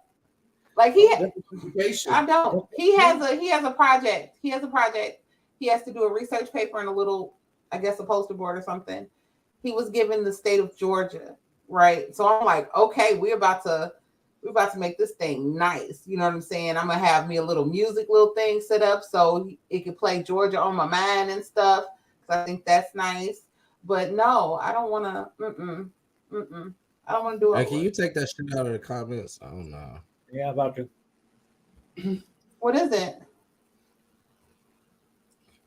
A bot. It's not giving me an option to like it usually does. It's not letting me. What the fuck? Who is it? Who I gotta be up? Mm-hmm. It's on Twitch. That's weird. Anyway. Oh. So it ain't coming with the fucking little dots. Mm-hmm. Yeah, don't give me the dots. No dots. Whatever. Anyway, sticking on sports. What platform is that? Twitch. A black woman has won a major tennis tournament again. Coco. Coco joins only a couple teenage American women who have won it. U.S. Open. And an American to win it, too. That's awesome. American hadn't won in like 4 years. Yeah. And a black Shout woman out better. to Yeah. Venus Williams. Okay, so here's the timeline of it. Venus got 2000 and 2001. Serena had 02, 08, 12, 13, 14. Sloane Stevens had 2017, and Coco Gauff got this year. Okay, hell yeah, 5 years in. Shout out to Coco for an American doing something, because you know who's not doing something is motherfucking the USA basketball team, who got bumped out of the fucking FIBA World Championship. Oh wow! Like, we don't got to win. We're gonna be in the Olympics anyway, and we'll win the gold medal. But bro, what the fuck? We got beat by Germany. Well, no, first we got beat by Lithuania, then we got beat by Germany, then fucking Canada. No medal. Nothing. No gold, silver, bronze. Dylan Brooks put up the high score against the Americans of all time. Of all time. In the FIBA. In the FIBA, or now, I think it is in FIBA though, but yeah, against Team USA. Now, I will say this: we don't have our best players. We have one real center on the whole team that's there right now. So this is just like who they send to fucking do the FIBA shit, and then they'll put together the fucking Avengers all-star fucking Team USA for fucking the Olympics next year in 2024. They're definitely gonna come back with the heavy hitters for the Olympics, because they don't like losing that shit. FIBA, they can kind of sacrifice some of it and give some of the younger guys a little bit more. That gives them some more international experience for when it comes time for them to, you know, take the next step and be the superstars for the Olympics. But this is still, I won't call it shocking, but it's a little bit surprising though. These are all NBA players. They're really good. I think Michael Bridges probably led them as well, but that just shows you like what level they're at. He's like a number 3 on a team. FIBA is a qualifier sort for certain teams, but yeah, it is. It is a qualifier, but we won a gold medal, so we're automatically there. Right for the Olympics.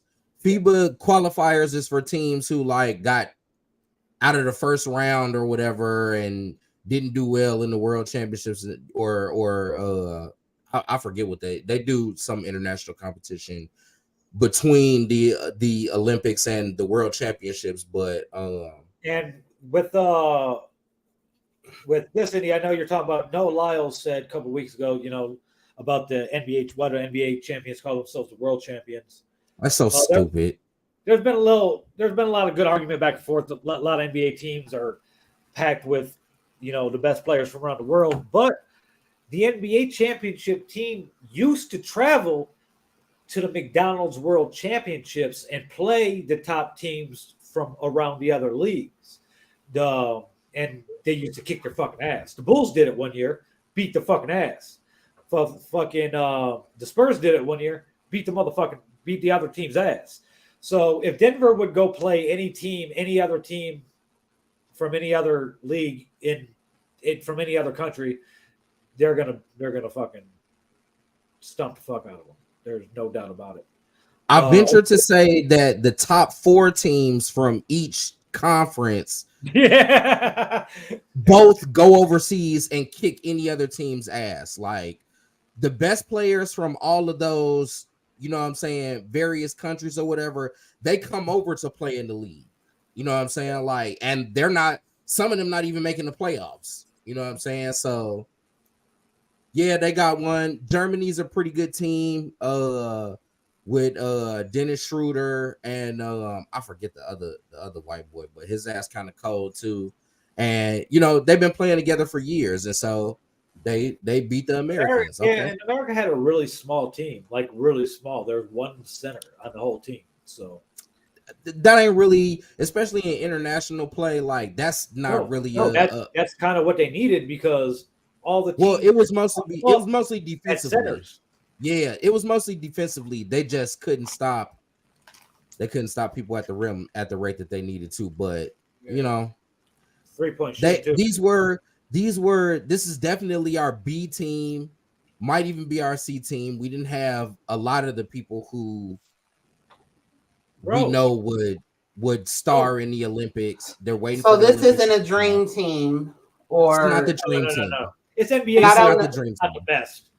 And yes, Indy, fucking the NBA champion from last season doesn't win FIBA. Yes, Denver would win FIBA. They absolutely will win FIBA. You're Joker. You are bugging if you think that doesn't happen. Right, dominate. There you go. Yeah. It would be fucking crazy. Dude would have a fucking triple-double every fucking game. Jokic playing against them. Get the fuck out of here. It's funny because all these countries get all hyped up when FIBA comes around and America gets bumped out. Now, next year when the Olympics are here and the Team USA is the top NBA players and then they fucking trash everybody, then they get quiet for fucking 3 more years until the next FIBA. Listen, no Dame Lillard, no Steph Curry, no Klay Thompson, no Jason Tatum, no Kevin Durant, no LeBron, no Kyrie Irving, no LeBron, Booker, no James Harden. Durant already. I don't even know who does Joel Embiid play for. So does Steph because Kerr's coaching. What happened? Who does Joel Embiid play for? He doesn't play. It's up to him because he's an American citizen now. It's up to him. Okay, so if we get him, like, come on now, guys. Clay's playing somewhere else though. I think Clay's gonna play for whatever else he is. Whatever else he is crazy. A lot of the top players already committed, Indy. Top players just don't play in FIBA. They're not playing in FIBA anymore. They've already done it. LeBron too old to play that shit. LeBron, he actually might play though. Yeah, he might actually play. He might even be in the league by then. That might be his retiring year. No, he's going to stay at least 2 more years because Bronny only got to play 1 year of college. Yeah, but I think he was saying that just have LeBron come play for him. Who said he's gonna be healthy? He'll be healthy. He said he's not gonna injure his heart already fucked up. I don't know. But yeah. So it'll be interesting. We'll see. That has been a thing that LeBron's talked about though. But yeah, he's probably gonna play in the Olympics again. He probably won't have as many minutes as we've seen. He wants to go down as the person with the most gold. LeBron's the type to be like, I want the most gold medals. Yes. Not the most NBA championship. And he's no more. I think he's tied with Carmelo right now. So to beat Carmelo, he'd have to play next year. Oh, he's a fan. I think that was. We love you too, Indy. No. All right, now what I want to get into. Oh, actually, we'll get into it after Name That Charge. We'll do Name That Charge. I put some shit in a group chat earlier this week, but I didn't want to talk about it. And that's the greatest debut album of all time thing. Because if we talked about it in the fucking group chat, then once we talked about it on the show, it was only going to be like a 2-minute talk. You think so? We get all our passion talk out into the group chat. Well, do you want to get to it now? I don't feel like it's really going to be that long, though. No, probably not. But we'll do it after. We're going to get into that. We're going to get into some Blueface shit after Name That Charge. Okay, cool. So we'll go ahead and Name That. Yep. Charge. Everybody's favorite. Let's go. Baby mama's favorite. Your baby mama favorite. Oh shit. Your fiance. Baby mama's like a lot of shit. Baby mama's like me. Fuck. Your fiance's favorite. Let's where am I looking for? Oh yeah. There it is. Let's go.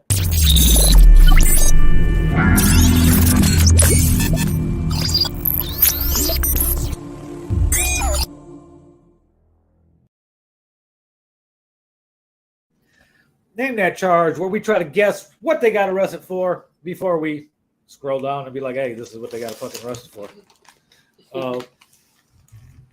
And of course, we always use NWItimes.com, Lake County, because what fun would it be if we didn't see some people we know every now and again? Bionca always leaves. Still the same amount of fun. It would still be the same amount of fun. Yeah. Oh, we're overdosing on gummy bears over here. Okay, first things first.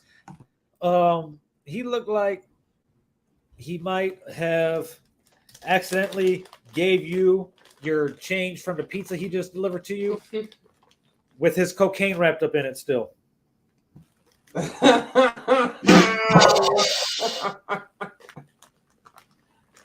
Watch your dollars. The bills were rolled up at one point when he gives them back. It also looked like he might be a gym teacher. Yeah, that is. Or a volleyball coach. Definitely a volleyball coach that likes to hug the volleyball players a lot. And slap them on the behind. Why is his nose packed with cocaine right now in the picture, man? That shit is red as fuck. The cocaine is still there in the bridge of his nose. That shit is he did a bump right before they arrested him, yo. They pulled him over. He's like, fucking, I'm going to jail. So let me get one more. Jail. Let me throw it in both nostrils. Fuck it. Let me that pack shit it in. Is crazy. He's like, let me pack it in so in an hour and a half I get a drain and I'm good. Hey, look, he also looks like he's took the police exam, but he just owns a nightstick for no reason. He doesn't have a badge, but he owns a nightstick. He looked like he became a security officer. Bro, his name, Robert Richardson. He looks that he looked like he tried to be the police, but now he just works at ISM. Right. And moonlights at a hole in the wall in Lake Station. Yep. Definitely. Definitely. What you thinking about Bionca? He is giving me beat a bitch vibes. So I'm gonna say something domestic. Shout out to Ed, cousin this bitch. What up, though? What you think, Scurlock? Man, that nigga got a DUI. DUI? What you think, Rob? Some type of he got like child porn or some shit like that, though, for real.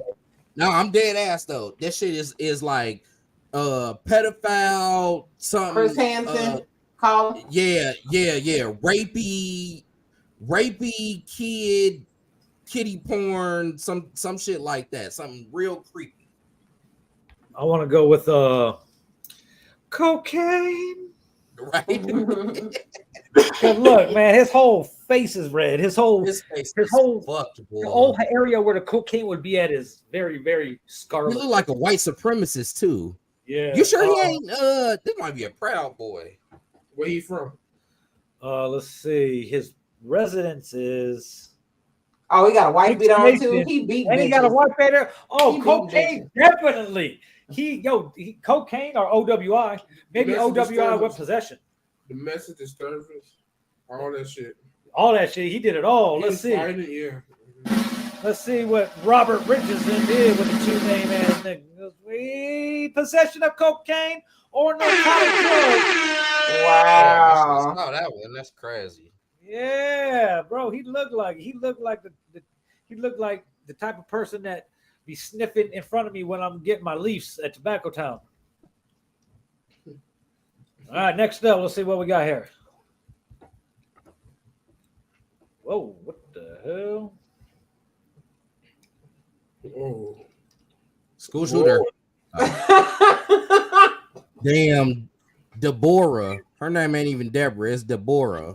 I don't know if she's really fucking high or she just got stung by a bunch of bees in the face and she allergic. No, it was flash.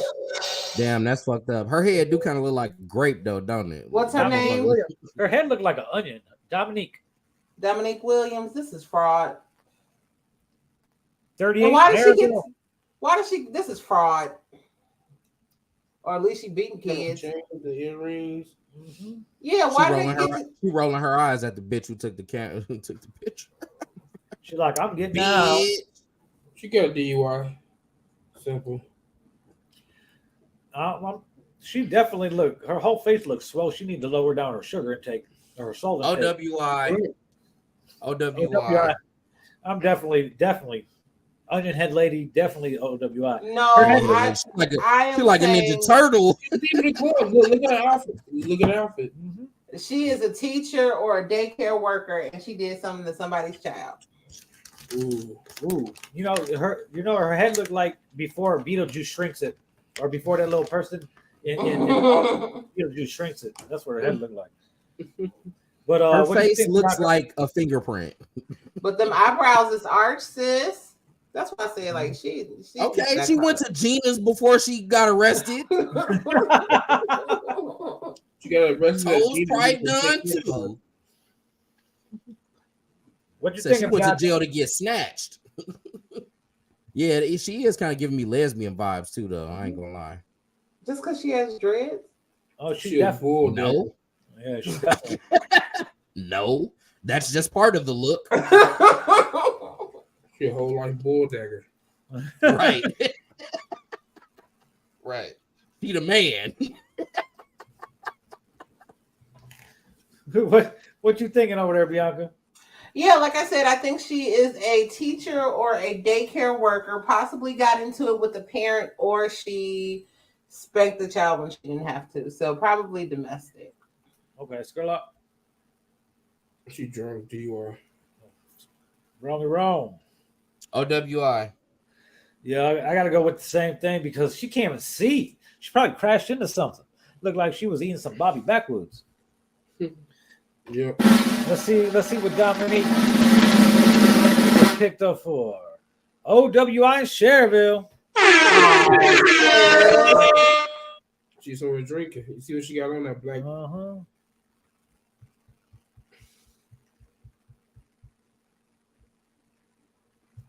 Indy.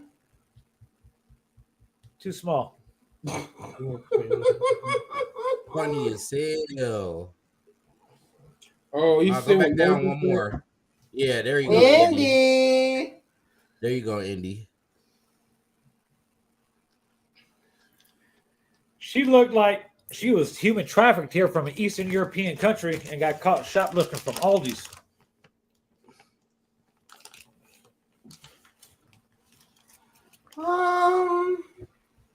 She looked like I would see her pushing a grocery cart that she stole from a local supermarket.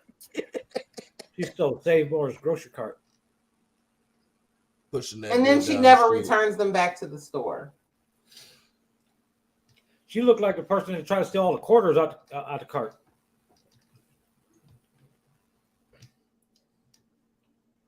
I have never seen that before. What? Somebody steal the quarters out of the Aldi cars. Like everybody just seemed to work with that shit when I go to Aldi's, dog. I ain't never seen nobody. Shit crazy.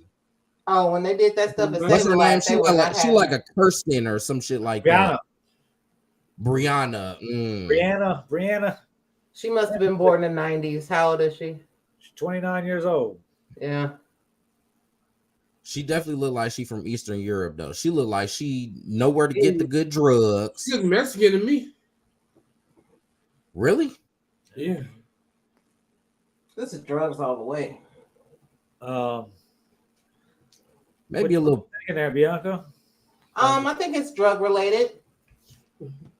Okay. Now, I'm kind of guessing the same thing. Scurlock? Oh no, prostitution. Wrong. Definitely was thinking that, but I'm gonna go OWI again. I'm gonna go OWI again too or possession of a legend drug. Yeah, she definitely like a pill head. Yeah, she definitely like a pill head for sure. What Brianna did. Intimidation. How tall is she? Don't show that. Be somebody else. Ain't it? Gunther sent her to. He crying, bro. Oh no. He's crying too. Oh no, Dante. Damn,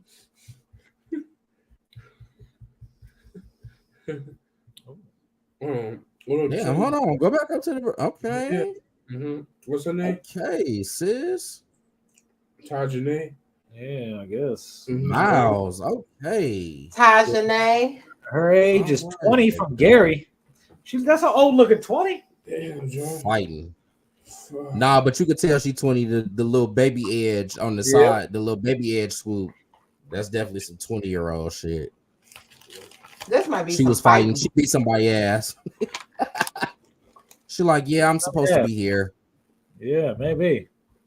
Cause she don't look mad that she's there. But she like, yeah, this is where I'm supposed to be. She don't look like she been fighting. Oh, her man is in the next. That's because she won. On the man's side. She beat their ass. Her swoop ain't even fucked up. Yeah. I don't know. She got caught with some shit. I'm surprised you didn't say fraud, Bionca. Yeah, that's definitely that is the giving fraud. She could be a scammer. Maybe I think this is what she did. Maybe. This is what she did. She made fake posts on Facebook saying she was a hairstylist and she required deposits. But she got the deposits, but never did anyone's hair. You know what? That look she may be. I ain't gonna lie, she's kind of giving gun charge to me as well. She got a blitz. Well, no, she's not stealing wigs. She might be stealing the hair for the braids. Hell nah, Shorty got a thumper. What you think, Bionca? I'm gonna say fraud or some scamming. Okay. Scurlock? Fighting. Rome? Battery. Or it might be like some domestic violence type shit, like some type of shit like that. Yeah, I want to go with domestic violence, but really OWI because she looked really calm. If she ain't fighting, no black woman look that calm after fighting. Let's see what she did.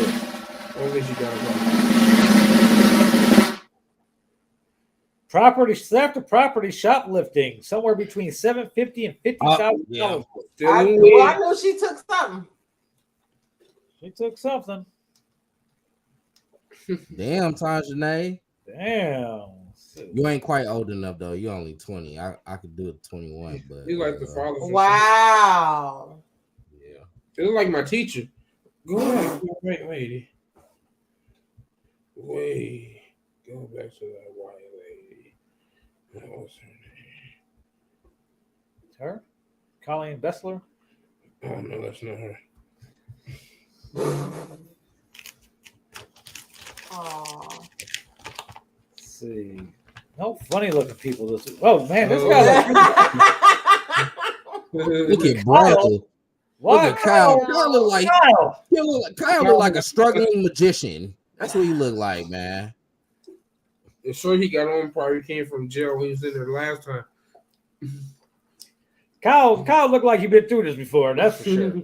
Kyle got some mental health issues. He definitely do. Because he's like, cheese. He's happy that he gets 3 meals and, he's happy he ain't got to worry about nothing for him. He's letting his unibrow connect too, though. That shit is crazy, yo. Anthony Somebody help my man with the unibrow. That shit crazy. And who gives a 3/4 quarter shot for their mug shot? How was he able to do that? Why isn't he straight on? He been up for some days though. He's doing so much talking. He's ready for his ass to get the hell out of here. Right. Make the picture go. He looks like he's dead, and they just set him up there like that. Weekend at Bernie's face all the time and be talking to them. He know them all. Bro, I hate his mustache so bad right now. He the dude that, because you're gonna have to eat cereal when you in jail, dog. This motherfucker definitely gonna have cereal and shit all in his mustache and cereal shit. milk all over. Oh my god, he's that shit is about to be on the mustache hair and talking to you. and talking to you the whole time. Whole time. File, I don't give a fuck about what the police said to you about your weak ass magic trick. He got a hell of a story. God damn it, Kyle. How old is Kyle? Leave me the fuck alone. 21. 32 from Gary. Oh, he ain't had no chance. Oh, this motherfucker got some drugs. This is drug. That got Yeah. drugs all over That's it. meth. That's some meth. He was in Black Oak. So that's why they put gear. True. Actually, it's more white people in Gary than it used to be. Yeah, facts. Yeah, I'm gonna. What you think, Bionca? This is some type of meth, drug paraphernalia, something related to that. Thanks, Scurlock. Possession. Oh, Possession, drugs. Narcotics. yeah, I want to go OWI with possession I don't think he got it. of narcotics. That nigga be walking. Too. He's too alert to have a hypodermic needle. So. Fucking car. That nigga be walking. Let's see. Kyle. OWI. Your ass funny He as was hell, arrested bro. in Lowell. That's funny as You're out there hell. fucking around in Lowell. Andy. All right, let's do one more.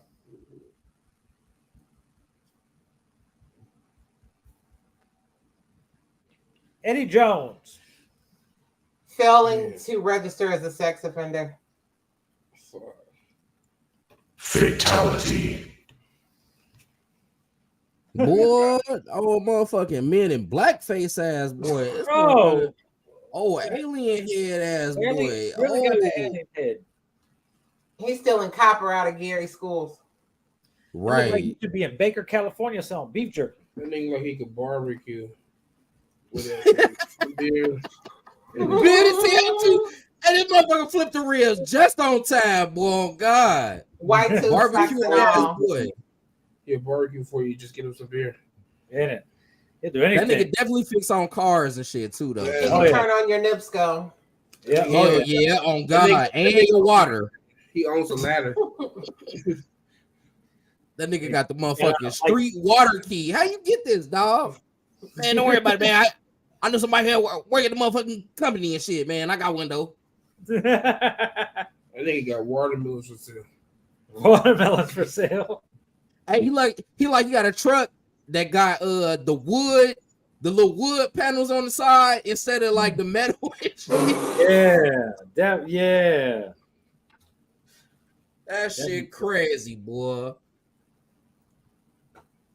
What you Damn, think, Darnell. What you do, Darnell? How old is he? He is 48. Yeah, he look about. He's stealing something. Stealing something. What you think, Scurlock? Man, OW. OWI? Definitely OWI. OWI, bro. I want to go OWI too, but he definitely looked like he's possessing something. But let's see. What did the Gary police pick him up for? Battery. Simple. Touch with no injury. He hit a bitch. You was being a bitch. Bam, bam, bam, bam, bam, bam, bam. He was Thanks for tuning in to your favorite, my favorite, everybody's favorite. Name that charge.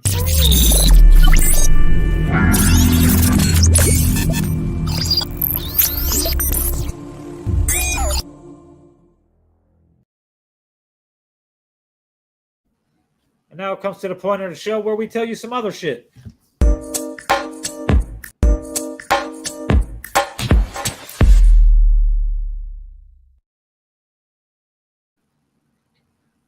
So a couple weeks ago, fucking Blueface put up some shit with his little son around and strippers all over the place and his kid not even caring about the strippers. And then boom, motherfucking CPS shows up. Fucking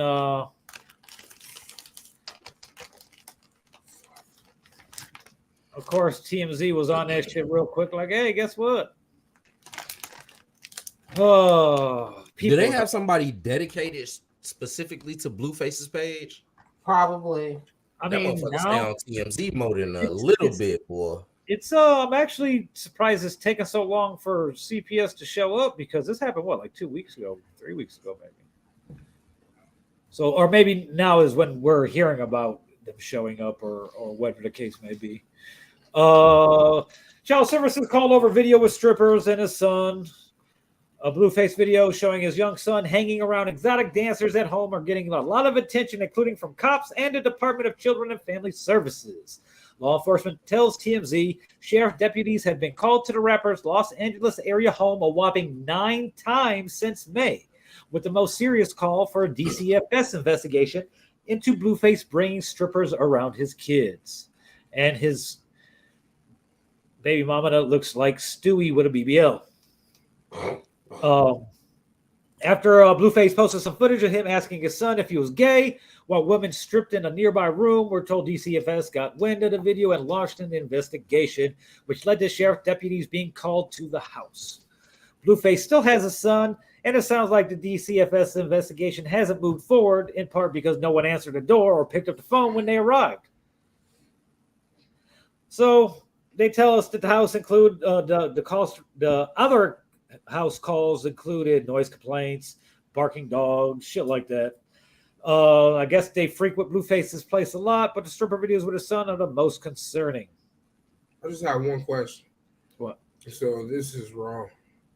But when they have transgender dancing in front of a kid, that's okay. They're not stripping though. But they're fucking being transgender, dressed up in weird ass costume, doing weird ass shit in front of kids. They're usually reading books. That shit's weird.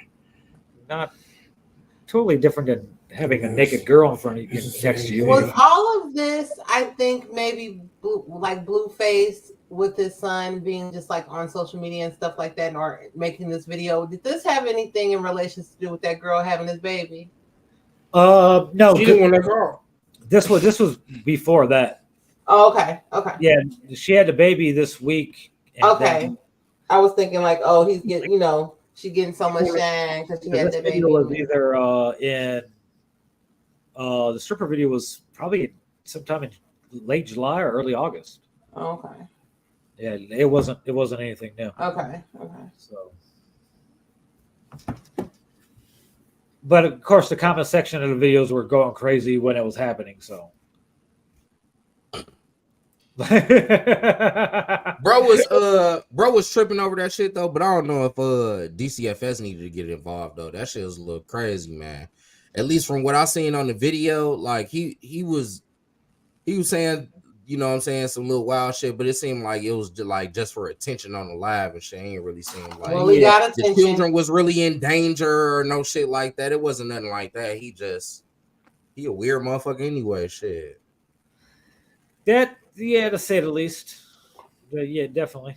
And the mama was there too. That was his. I think. It was her music video. Yeah, I think so. It was her music. Oh wow. It was at her house. Yeah. The boom boom room don't come on to the kids. To the kids. He just was sounding stupid, saying shit You like, gotta be out by 5. y'all kids stay here. I'm about to go find them something. It's dumb ass shit. Like, nigga, what the fuck? So Why you telling your kids that like baby baptized? That's pretty quick. I didn't think that shit was crazy. That fast. My nigga wasn't even supervised. He was in that point, but he was in the closet trying to get some food. You know what I'm saying? Because it's food there. He was stealing Slim Jims and shit, and he asked the nigga if he was gay. Like, that's just weird. Like, feed the little boy. He wasn't even there for the delivery of the baby.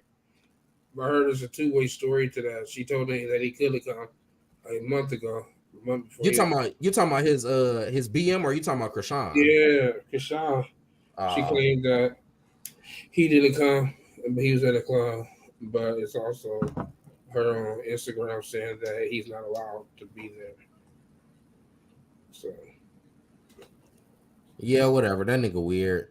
The other shit that he posted, the other shit he posted, where he showed his BM, she just got her body done or whatever, like the little weird ass video. He showed her ass and then went to his kid. You know what I'm saying? It's just like, okay, bro, like, you know, you doing whatever. Somebody said that shit looked like an iPod.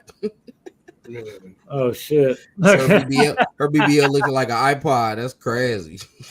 AirPod. An AirPod, my fault. Yeah, not an iPod, an AirPod. Yeah. That show's funny as hell.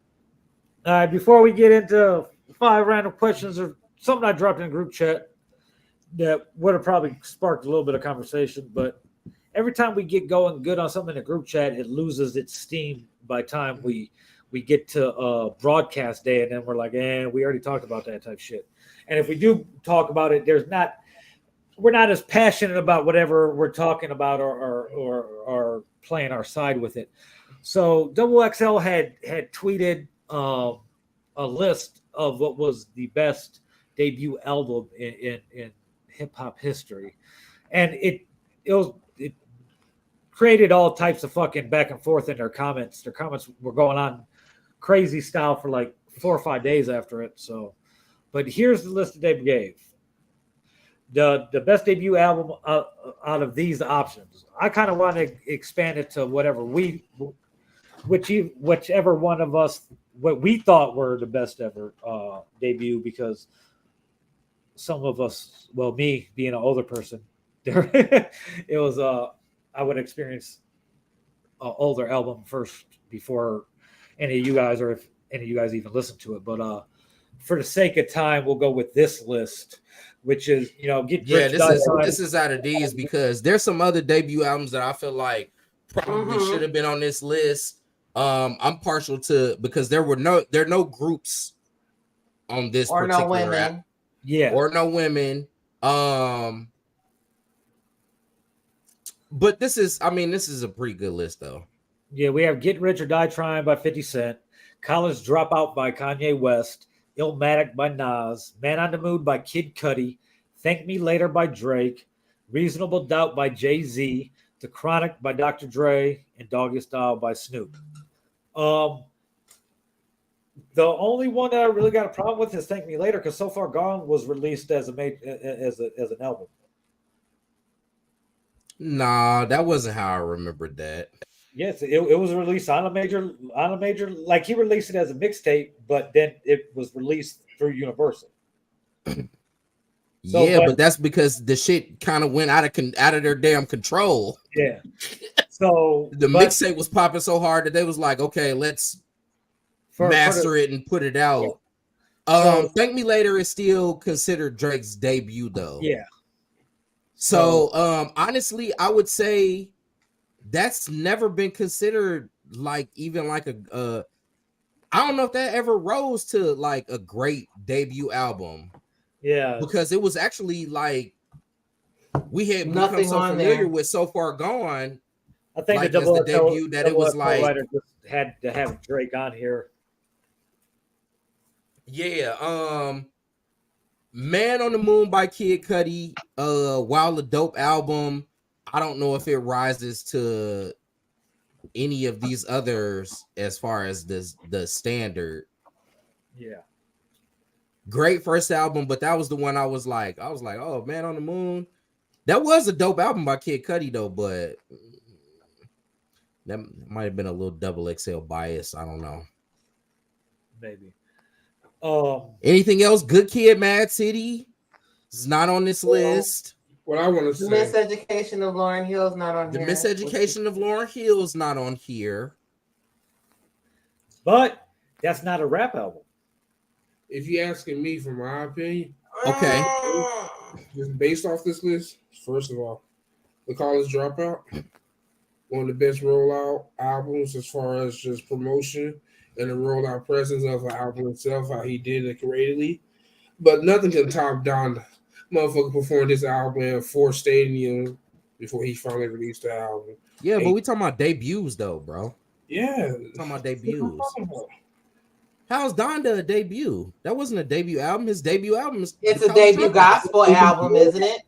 No, I thought it's my rollouts overall. No, the best album. No. Debut album. So your first album, the first one that you produce. Oh, that's what it is. Rollout. Nah, They're talking about your personal first, your coming out album. I think Little Kim should be mentioned. Hardcore should be mentioned. Yeah. Miseducation Lauryn Hill is not going to be on this list because it's not a rap album. Okay, so I'll take that. It was not nominated for a rap album in any of the Grammy nominations, but what it was nominated in was in the R&B category. Oh, okay. It was? Yeah.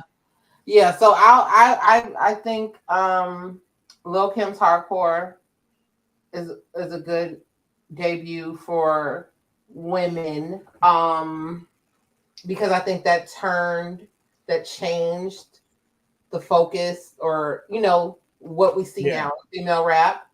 I remember Get Rich and Die Trying vividly, like remember listening from top to bottom. What was that, 2003, 2004? Along with College Dropout, that came out around then too. Best one is the Chronic thing. Dr. Dre. That's the best one as well. Nothing tops that. You think that's the best debut album on this list?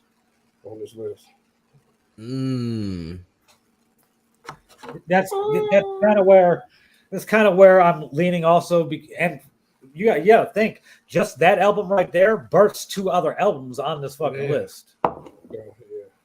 But and it created a whole movement. Like that Chronic album created a whole fucking movement.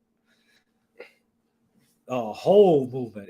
That album is the album that brought like while NWA brought gangster rap to the forefront, fucking the Chronic brought gangster music to the mainstream. Well, this is what I will say. The Chronic doesn't hold up now. There's certain songs that still hold up, but it doesn't hold up as much now as Doggy Style. Doggy Style still holds up. I think the West Coast sound more now. I'm talking about as far as all of the songs are concerned. I think Doggy Style still holds up as the better album. What I will say is I'm very partial to Reasonable Doubt. I still listen to it to this day. Illmatic is probably it for me though. I know that I've said in the past that that's probably as a whole one of if not one of, it's the best top to bottom hip hop album that I've heard. Especially for the fact that they knew that Nas was gonna be great, and so all of the best producers from back then, they were giving him cold shit to drop on. So and it still holds up. It still feels it actually more than holds up. It takes you back to a time in a way that the Chronic and Doggy Style both do, but those albums are a little bit longer, I think, than Illmatic. It's, what I'm saying, it's only 10 tracks. It's an easy listen. You get through it real quick, and it's like after you get done, you like, yeah, this is what this shit is supposed to sound like. You know what I'm saying? Get Rich or Die Trying is who else gave that shit is like, that shit is like comes on. Come on. Is fucking crazy. And the reason I'm remembering that so vividly is because that was during the period of time when I was coming of age. You know what I'm saying? I'm defining the music buying demographic. You know what I'm saying? I'm right in there, and I was eating up everything that 50 Cent was throwing at that point in time. You know what I'm saying? Pause. That shit sounded crazy, but yeah, that was. And out of all of those albums, probably Get Rich or Die Trying is the most anticipated. Yeah, that's he was on a run before then, and it was like, wait till he fucking drops the debut album, and then that shit comes out. It was hardly anything else being played besides that. Yeah, I gotta as much as I love the Chronic, because the Chronic came out that year that the Chronic came out was a very formative year for me. So, but that Get Rich or Die Trying is like I don't think we'll have an artist debut like that ever again. I don't think so either. He built his momentum up by himself with the mixtapes. Yes. You know, and kind of got fucked over like Kanye did, you know, by another label before fucking Shady and Aftermath stepped in, and once you got that machine behind you, it could have went either way. It could have been, you know, here's this album we've hyped up for you, and it's but he delivered from the opening sound of the fucking 50 Cent piece fucking rattling around. Yes. You know, it's something that we, like I said, we're probably never going to see again. I don't think we will. It would be tough for somebody to build like you got to remember, like I remember going and buying like XXL and Source magazines to find out where this motherfucker was going to sign. Yeah, I'm talking about before a debut album was coming out, because Wankster was already popping, and it's like, yo, where the fuck is this dude gonna sign? And then finally finding out, like, what? Eminem got him? After Eminem and Dr. Dre, like, yo, that shit was fucking bugged out. Like, I ain't never seen nothing like that before. That shit was crazy.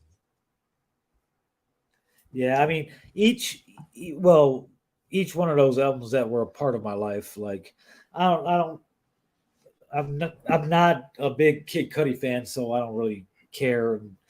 I don't really care about Drake. I'm a Jay-Z fan, but Reasonable Doubt wasn't really it for me. He was still trying to find his voice, you know.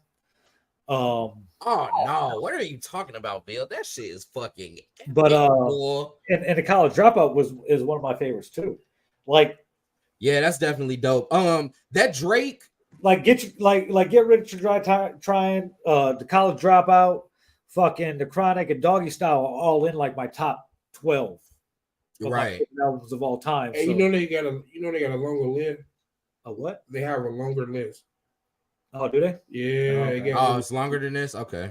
They do got Lil' Kim and shit. Yeah, you got Biggie in there, Ready to Die. We got Wu-Tang. Right, Ready to Die is up there. I'm really surprised by the Drake album being up there, because really I remember feeling like when that dropped that it was a big letdown, because everybody had been listening to So Far Gone and how dope that shit was, and it was like, oh, thank me later. What the fuck? This motherfucker came with this shit.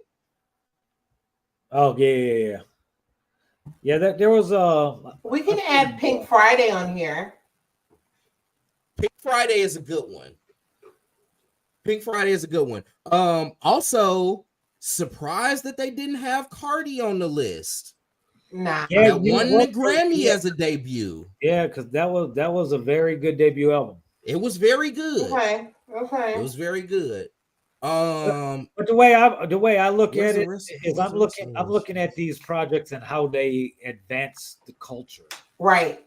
You know, the Chronic gave way to a whole different, a mainstream sound of the music. Fucking Illmatic was the Wonder Kid, fulfilling his prophecy type shit. College Dropout was the fucking producer had everybody wearing polos and wearing Ralph, trying to go to college and wearing hats and looking debonair and stuff. Debonair is crazy. I used to think Kanye looked kind of.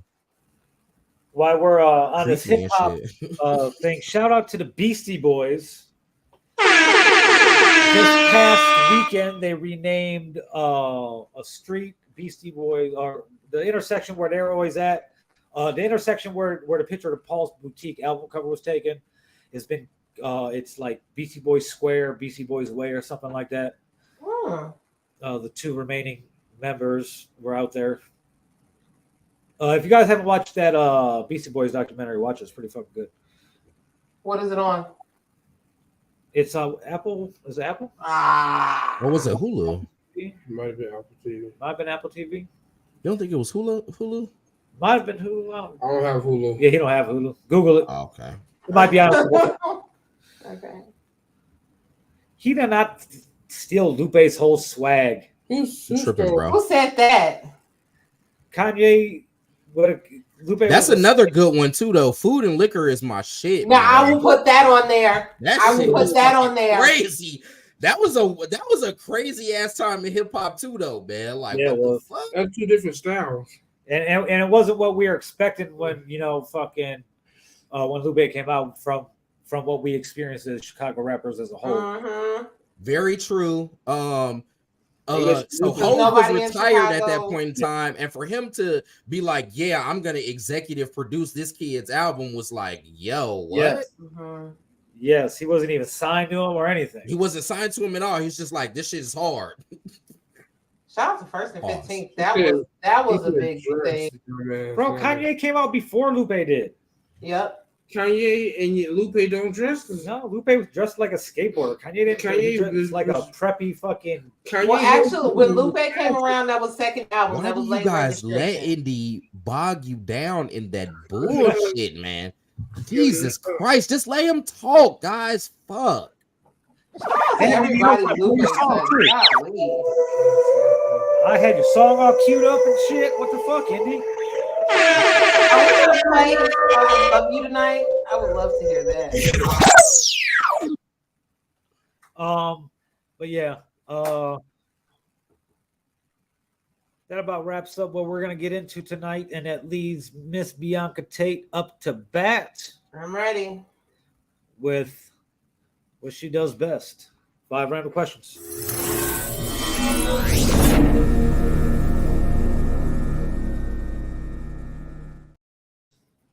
This is 5 random questions with Miss Bionca Tate, where she asks 5 random questions and we give you answers. And in hopes that you get to know us a little bit better. Question number 1.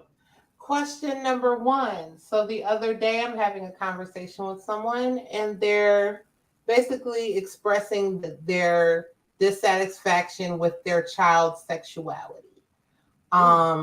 They asked me, how would you feel if your son's rated up gay? I said, that's none of my business. I don't care. You know what I'm saying? And that's how I feel. My child is my child.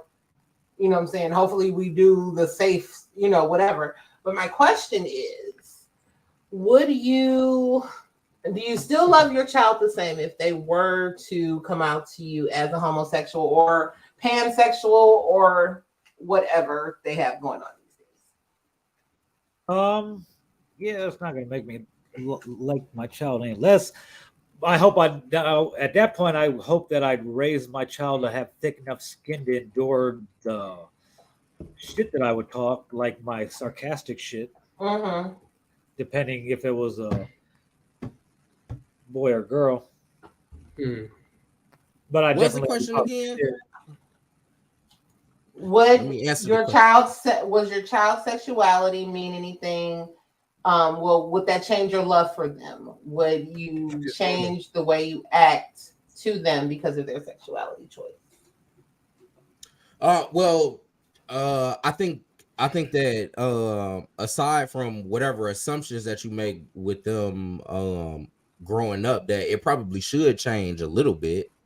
You know what I'm saying? But that shouldn't change how much you love them. But if I assumed that their sexuality was one thing and it turns out they identify as another, I would assume that there would be some change in the delivery of my conversation, or what I'm what I had going on and how I would talk to them. But I don't think that changes your love for your child. Most parents know from like the beginning anyway. We already know, yeah. I don't look as having gone through that to a certain degree. I don't know if that's necessarily true. I don't want to say it's harder if you have daughters. maybe. Well, here's the thing that I was going to ask this person, but I didn't get into the whole conversation with them because I believe that they're homophobic anyway. But my question was, well, where did it start? Did anything happen to you, that may have piqued this interest, or was it just your interest from the start? That's where your heart, that's what you were attracted to. Okay, fine. But I would want to know, did somebody do something, or, were you exposed to something, and da da da da. So that's somewhat interesting, but again, I would say even in those regards, while you don't want for you never want for anything traumatic like that to happen to your child. If it does, and it starts to determine, how they view sex, that may just right. You know what I'm saying? Like, I don't want that for you, but this is what you're choosing now. You know what I'm saying? And I'm not going to change the way I love my kid, or, you know what I'm saying? It just, some of that takes a little bit of, I feel like, adjusting. I feel like you should adjust. You got to adjust based on age. You know what I'm saying? How you talk and relate to your kid. I'm not talking to my younger 8-year-old kid about what girlfriend or boyfriend they may have, as I may when they're 13, because that becomes a little bit more important in the end, because now we're talking about the possibility of you now becoming pregnant or getting somebody pregnant. You know what I'm saying? So it all should change. And if I find out that my daughter likes girls, I should have a different talk with her than I would if I know that my daughter likes boys. You know what I'm saying?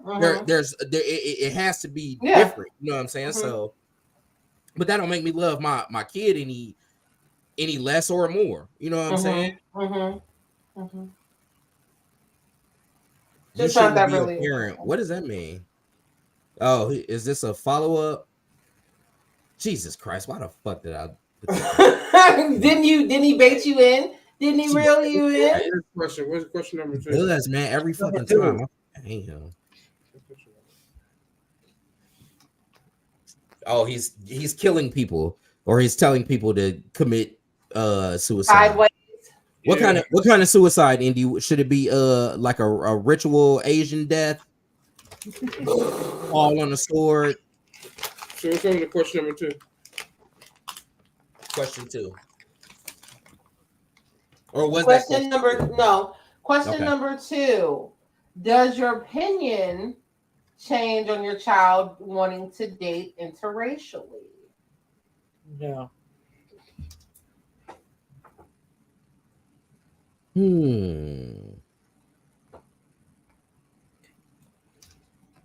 No. The kid is white, Mexican, and Filipino. So it's like, go at it, bro. Whatever. I'm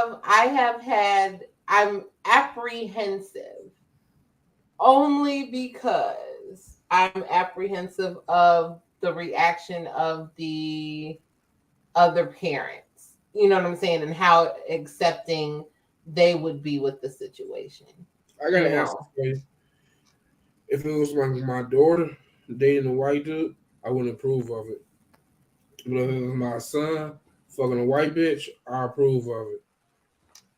Okay, and since I have a black son, why would you approve it rather than your daughter?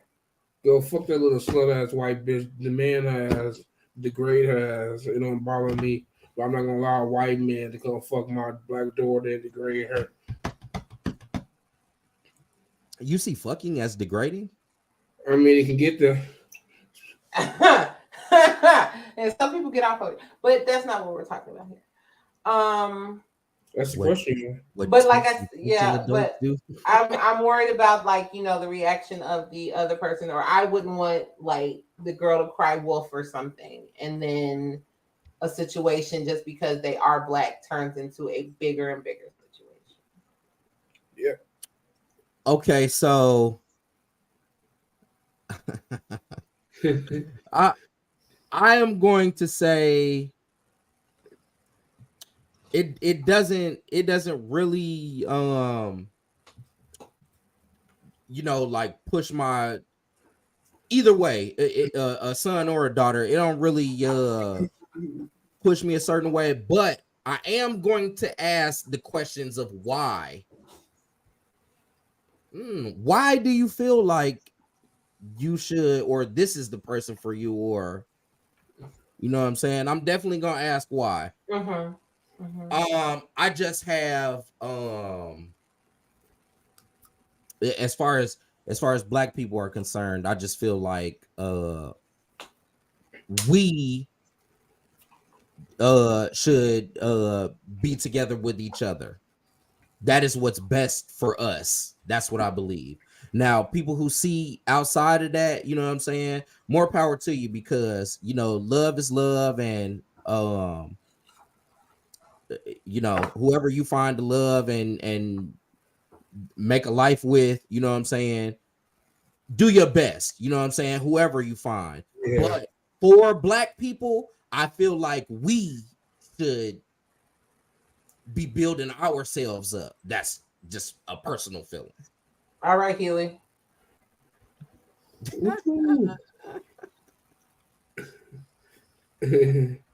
Question number three. Question number three, taken from Huey himself. Since you want us to be together, let's find out the root as to why Black people, men and women, can't get along for the most part, or where was the disintegration of the Black family? You mean like I think I kind of need like a reference to like what you, because it's a lot of reasons why the Black family has been targeted. Even okay, we could go to we could do all of that. Okay, give me a reason. Crack. Crack. George Bush. The son and father. The drugs, mandatory minimums. Ronald Reagan. The Ronald Reagan, the fact that Black women are incentivized to get on welfare and not have the Black man in the home, it's a ton of those reasons. You know what I'm saying? So I don't know where just know that it was done systematically. Yeah. It's not an accident. I think that's the most important thing. Just know that. Petty ass for Snowfall. The niggas selling crack to everybody. Yeah, that's fucked up out here. Niggas cooking up big ass batches. Fucking the whole community. Because Black women want drug dealers. As a Black woman myself, no, I don't want a drug dealer. Because Black women want drug dealers. What? Yeah, Black women do like drug dealers. They do. They just like men with money. They don't give a fuck what you really do. They like scavengers. You know what I'm saying? Yes, they now do. That I may have to agree with.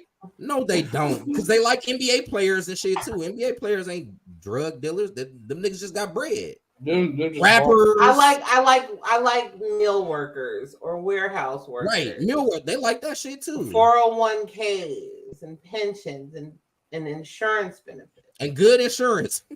Yeah, bitch like these good insurance. That's some crazy shit, boy. Truck drivers.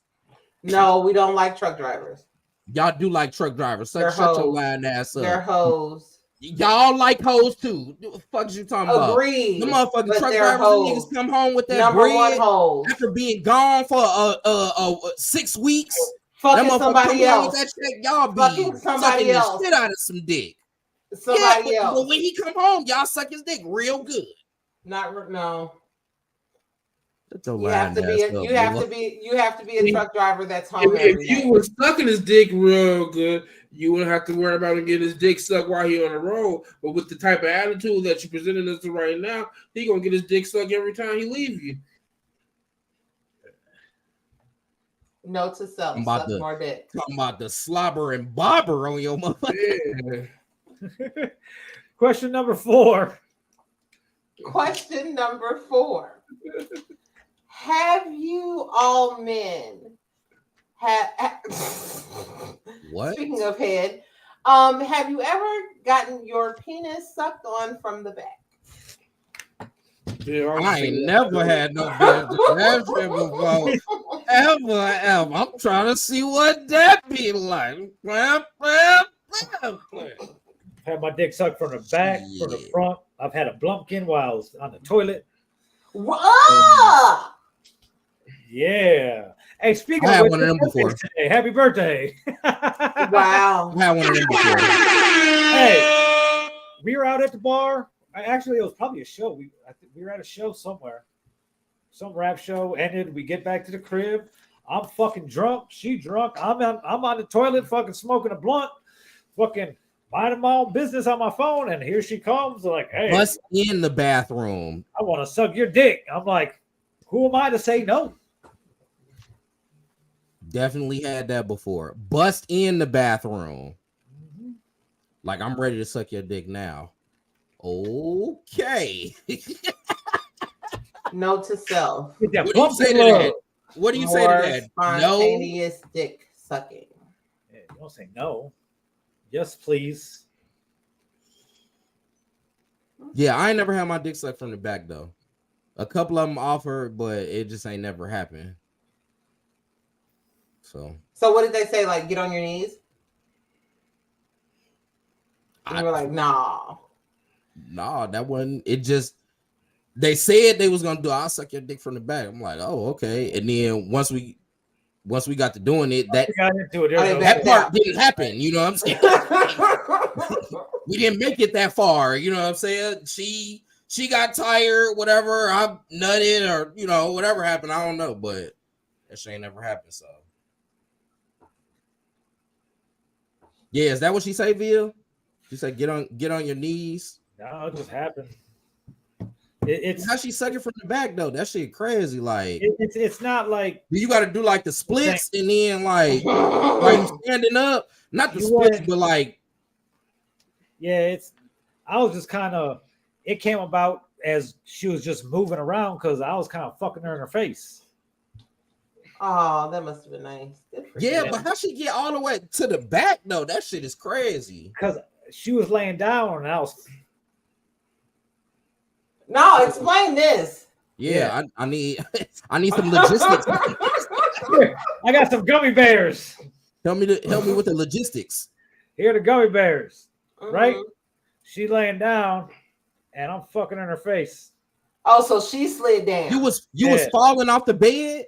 No, he's fucking her face.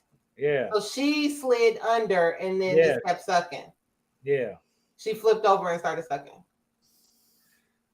She flipped over? Damn. She slid down and flipped over. Yeah. No, she didn't even flip over. So oh, wow. Good for her. It was just kind of like okay, it'd be much easier if you just said the bitch was playing with your asshole and she sucked your dick while she's playing with your asshole. That sounds like when he's trying to go around, but it's all good. No, because it wasn't even nothing like that at all. It was just like I was trying to get off to turn around, and she wasn't done. She wasn't done. So I was like, oh shit. Yeah, no, I ain't never had that before. It wasn't like you would think it would be where I'm just like bending over and like, yo, grab, because that's not gonna work like that because it only bends so far. That's why I'm thinking like that's why I keep coming to like so if she suck your dick from the back, it gotta be like from flaccid. Yeah, because once I get hard, that shit don't bend like that. You know what I'm saying? At all, no. I mean, it kind of do, but like that shit gonna be crazy. No, you gotta be doing like a yoga position. Yeah, that's what I'm saying. Like, you could, like, say you fuck a girl. I'm not do that bad. the I'm pile not driver that shit. Say you do the pile driver shit. Your shit do bend like all the way like that. You know what I'm saying? Yeah, yeah. But not But how it's just like, yo, yeah.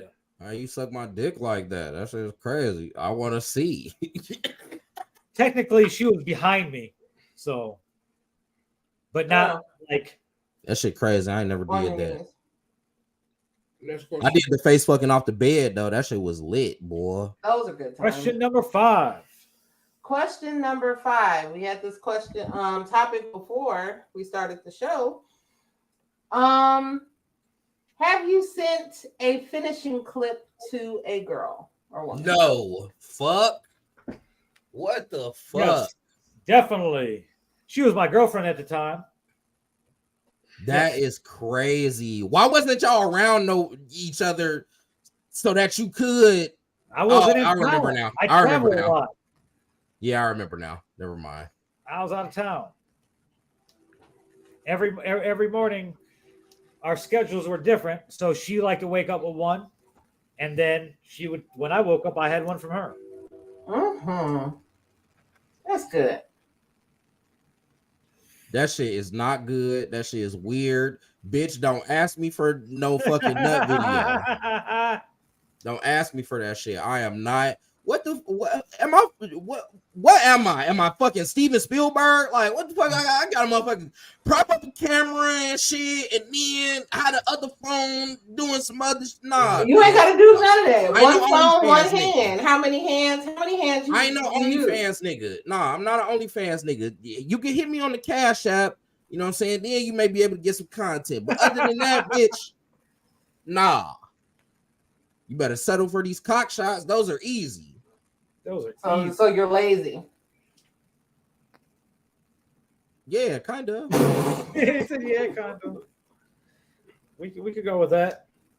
Hey, you know my favorite one though? You know my favorite one that the girl seeing?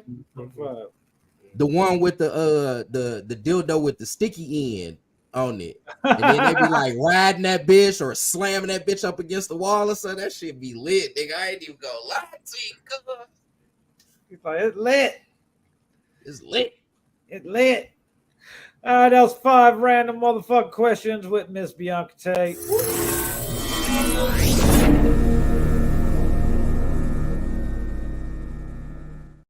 Woo. Sunday Dinner episode 106 is brought to you by me. Next week, episode 107 might not be next week. I might be on the way to the airport or back. I'll be flying back there next week. I have to house sit, so I'll be in town for a little bit. I'm gonna drone around the Northwest Indiana area, in Chicagoland area, where it's pretty much damn near open. Hey, drone where the fuck you want, damn near. Shit. See if we can find any dead bodies. What? Sheesh. Not those. We don't have those here.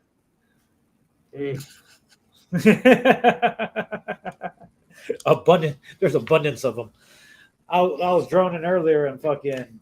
I'm like, oh, I'm gonna see what's inside this fucking storage unit because it's open. And Scurlock's like, there's somebody sleeping in there. And I looked at the camera. I was like, oh shit, yeah, they are. He sure is sleeping.